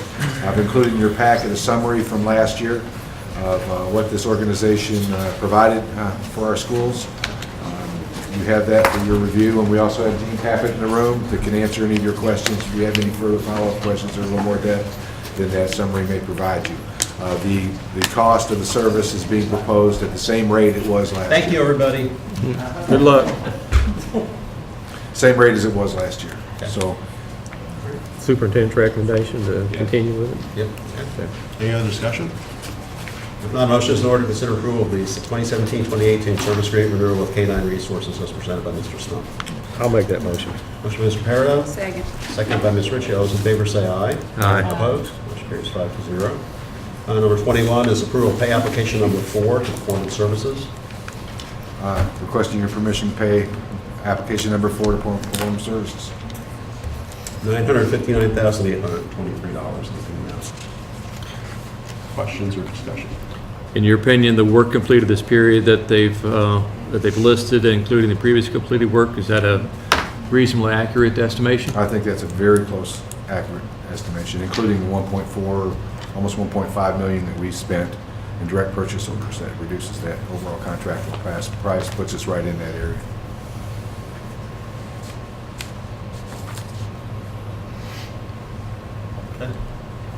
And for this, it'll be 2.3 million paid for and 5.55 million left. Other discussion? None motion is in order to consider approval of pay application number 4 to Performance Services for the District Energy Savings Project in the amount of $959,823. I'll make that motion. Motion by Mr. Heisel. Second. Second by Mr. Parrott. All those in favor say aye. Aye. Opposed? Motion carries 5-0. And item number 22, approval of construction documents, BG2 and BG3. They've been made available for your review, both digitally and in hard copy. We're asking the board to approve those documents so that we can send them to the construction manager and prepare them for bid later this month. Okay. Everyone get a chance to go to the auditorium, play with the AutoCAD? Everybody have fun? Cool. All right. I'm impressed with the, where's Mr. Burrells? I'm impressed with the, your blueprints and your AutoCADs, and I think we have something that's going to rival most colleges, so. I do as well. I guess for the sake of clarification, the documents, where they sit right now, where are you on the athletic stadium, or we call it athletic and band and other activity track, et cetera? The seating in the center, are you at bleachers right now, or are you at chairbacks? We're at bleachers right now. Will you be putting chairbacks as an option, or are you just going to go bleachers only in the documents? Right now, bleachers only. Chairbacks changes the whole configuration in terms of the depth required to have the arms and the chair back. We would go from the 26 inches, 24 inches we have, 36 inches. So it would change the whole. Reduce your seating. Reduce your seating capacity significantly. I just want to clarify, because I think the last, not this one before, we had a center section of chairbacks. Yeah, that was a proposal, that was something that had been talked about. But when we went to trying to achieve the 4,000 seats, and we have 1,000 as an alternate on the visitor side. Again, no chairback.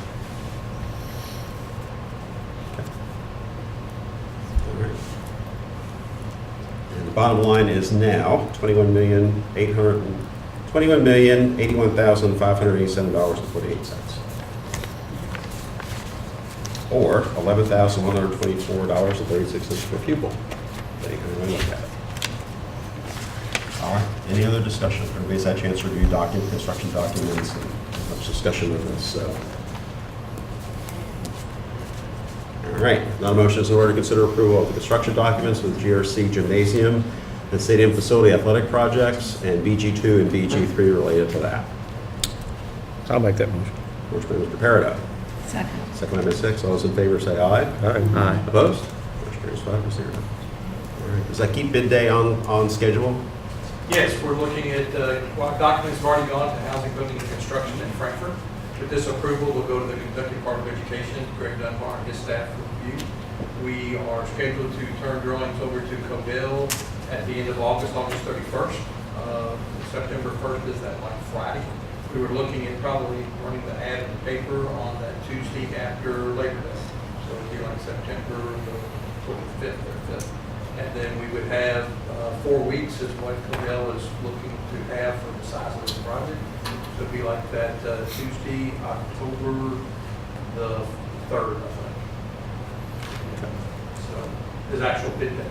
So that would give us time to get an opportunity to review the bids, maybe have even a work session with the board, because we do have some alternates that would be involved. And so we might want to have a work session to do that so that at your regular October meeting, you could have the information with your fiscal agent as to what the bond sale would actually look like, or whatever the BG1, revised BG1, including whatever alternates that may be. Okay. Yeah, I'd say we do that process, but definitely need to get Joe back in here to let us know what's the latest and greatest figure we have available. All right, item number 23 is consider approval to add district controls technician stipends in the 2017-18 district supplemental salary schedule. Mr. Stone. Asking the board to consider adding those 2 stipends to your supplementary salary schedule. I would just note that as we expand on our construction projects in the district and replace large heating cooling systems, we're adding controls, which are very complicated technological systems. We're adding lighting systems. We're adding camera systems, And the requirement to maintain and repair those systems are very advanced. The most recent bills that we've been receiving for repair of those systems for the HVAC systems, the control systems for HVAC systems in our schools, about $150 per hour, and that was last year. These rates this year we're seeing as much as $200 per hour. With our lighting lithium systems, it's same, about $200 per hour to replace boards, and the labor is about $200 per hour. So we're hoping to try to save money over the course of the year by offering stipends to our technology folks who have the technological skills for the training to become familiar with how to program and repair and do what they need to do to our systems, and our technology systems, our computer systems in our schools, rather than pay contractors the high rates for per hour rates for coming in and doing that. So as I was looking at the calculations, as we're asking the board for a $7,500 and a $2,500 stipend, at $200 per hour, it's about 50 hours of work based on $200 per hour rate. At $150 per hour, that's about 66 hours. And we certainly think we'll get far more use out of hiring and training our own technicians within this district and paying them the stipends than paying the contractors at the rate for those amount of hours. We think we'll get a lot more bang out of our buck. We've done similar things in our district with our pesticide controls, with our bug controls, rather than paying companies to come in and treat our buildings. We've trained our staff and bought the equipment ourselves. This is another effort to try to be more efficient with our maintenance staff and save money in the long run with our new systems that are now being installed in our buildings. We have maintenance guys trying to work in a mechanically in a digital world is what we're doing. We're dealing with digital equipment, and it's better suited to train our technology people on the digital side of it, help upkeep the equipment. It's not working on the equipment, it's just the digital control. Does our energy savings contract have a requirement for this, or is this on our own? No, this would be on our own. And they haven't said, No. nobody has. They It have. doesn't affect, nothing in the contract calls for us to require this. That's correct. There's nothing in the contract that requires this. Once these systems are installed and they satisfy their contract, then we're on our own if it gets broken or needs reprogrammed, or if power goes off and we have to reprogram these systems, that we're on our own for that. We tried to, just an aside, we tried to recruit someone here in the past 6 months to come in that was just a controls person, and the salary they wanted was more than we pay our superintendent. I'm in the wrong business now. Yeah. And the amounts you're quoting here are annual figures, right? That's correct. And we'll reassess it during the course of the year. I want to make sure that we get the 50 or 66 hours plus, and that it is a good investment for us. And, And we're when willing, does this start? whenever you approve that, I'd like to start that. We can get the training. Now, PSI, the company that we've contracted with our energy savings project, has agreed to provide some training, some general training for getting our technicians started, but there may be some more advanced training we'd like to send them to as well, and start developing some of our own people in-house. And I share Ms. Sick's concern here, this is an energy savings project, but here we are committing to another Yes. $10,000 a year in recurring expenses. Right. And I don't think we budgeted that when we floated that project. Well, and they wouldn't just be working with what we're doing on this energy management thing. We're talking the systems that's already on the existing high school, the controls there, the HVAC. So what have they been doing for 4 years? We've been paying out. We've been paying We've been people to paying come in, contractors it's $200 an $200. hour. We got a bill now for one that came into service, $2,600, one of our stipends. For one classroom. Yeah. For reprogramming of a software program. But and our bail motherboard. systems have gone digital, our fire alarm systems have gone digital, our camera systems have gone digital, and we have mechanical maintenance guys right now. Now, are they trained or certified? They are trained. So they're just trained, so not certified. But you have to have a certain skill set Right. to be trained. I understand that. Yeah. I'm just trying to figure out if you had to have a certification to be able to do that. I mean, we have some great guys in our Warrants. maintenance department, but they don't have the skill set to really take best advantage of the training that's being offered us. You need that technology knowledge and that background and understanding.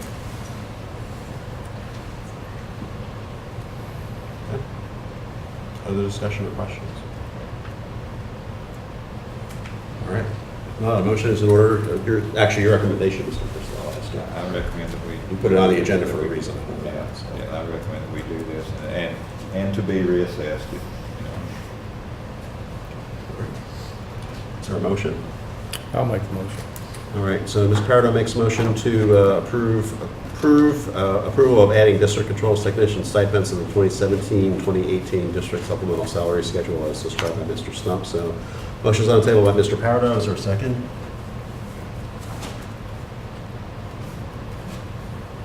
Anybody? All right, motion dies for lack of a second. Okay. Item number 24 is discussion of possible approval of board superintendent roles.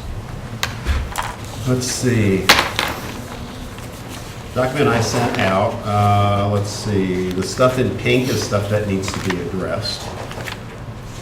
And It's okay, let the rest of this group, they're all going to be, we got anything on that?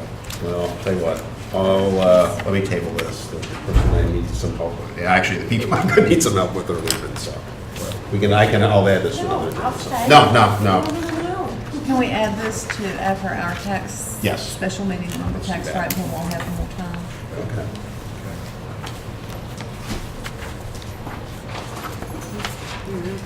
So, we'll table that to the tax rate meeting. Okay. All right, that brings us to the consent agenda. Does any board member wish to hear anything off the consent agenda separately? All right, no, yes. I would just like to make a comment on item 39, the monthly financial report. And I guess the other budget reports. I would like to encourage Ms. Ellis to go back and review the budget numbers that are contained within there because they do not seem to align with the tentative budget that we approved back in the spring. Okay. Well, that's going to change again in 10 days when we set the tax rate, so. No, it's not. No. No, it's not. We approved the tentative budget back in May, and we're not swinging wildly from a $366,000 positive by $500,000 just for fun. At the end of every fiscal year, there are encumbrances that get carried forward with carried forward POs for things that were encumbered in June that haven't been paid out yet. That's a carry forward thing in the system that I have no control over, and it automatically updates the budget. Are we talking about the contingency budget item that you have in here where it has those carry forward items, or the main budget? That is all, the budget is the budget. There's different spots in the budget, and contingency is part of that, but it is one big budget. There's different pots of money throughout the budget. You're saying the $592,000 swing that's in those numbers is just... $382,000 of it was the encumbrances that were carried forward for the year. Well, that's still... $181,000 of it was what was approved by the board for SBDM Section 6 carry forward money. You all approved that in May.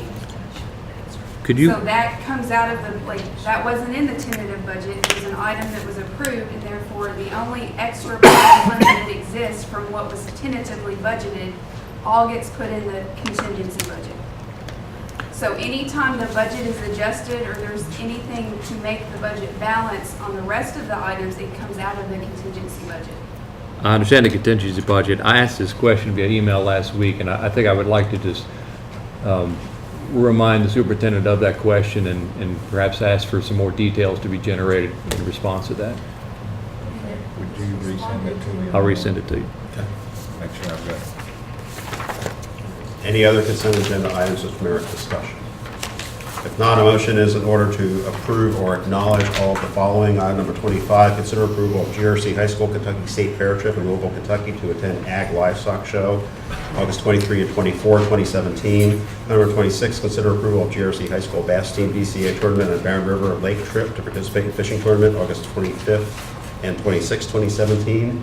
Number 27, consider approval of GRC High School Soccer Team to compete in 2017 Purples Classic Soccer Tournament in Bowling Green, Kentucky, September 1 through 3, 2017. Number 28, consider approval of GRC High School Bass Team Green River Trip to participate in fishing tournament, September 15 through 17, 2017. Number 29, consider approval of GRC High School Cattlemen's Club to attend Farm Science Review in Lebanon, Ohio, September 19, 2017. Item number 30, consider approval of GRC High School cross-country team trip to participate in cross-country meet in Columbia, South Carolina, October 12 through 16, 2017. Item number 31, consider approval of GRC High School FFA club trip to attend National FFA Convention in Indianapolis, Indiana, October 25th, 2017. Item number 32, consider approval of GRC High School FFA leadership team to attend National FFA Convention in Indianapolis, Indiana, October 25th through 27th, 2017. Item number 33, acknowledge school fundraiser request. Item number 34, approval of employee leaves of absence. Item number 35, acknowledge notice of personnel action report. Item number 36, acknowledge the monthly energy report. Item number 37, acknowledge Clark County Clerk's motor vehicle tax report. Item number 38, acknowledge the Clark County Sheriff's report. Item number 39, acknowledge the monthly financial report. Item number 40, acknowledge the general fund budget summary report. Item number 41, acknowledge the contingency budget report. And item number 42, acknowledge the balance sheet report. A motion is in order to approve or acknowledge all of those items. I move that we approve or acknowledge items 25 through 42 as indicated. Okay, motion by Ms. Hicks. Second. Second by Mr. Parrow. Those in favor say aye. Aye. Opposed? Nay. Motion carries 4-1 with Ms. Hicks, Mr. Parado, Dr. Kudak, and Ms. Ritchie in favor, and Mr. Heisel opposed. Motion is in order to authorize payment of salaries and accounts payable. I move that we pay salaries and accounts payable. Motion by Ms. Hicks. Second. Second by Ms. Ritchie. All those in favor say aye. Aye. Opposed? Motion carries 5-0. Motion is in order to adjourn. I'll make that motion. Motion by Ms. Ritchie. Second. Second by Mr. Parrow. All those in favor say aye. Aye. Opposed? Motion carries 5-0. Board's adjourned at 8:43 p.m.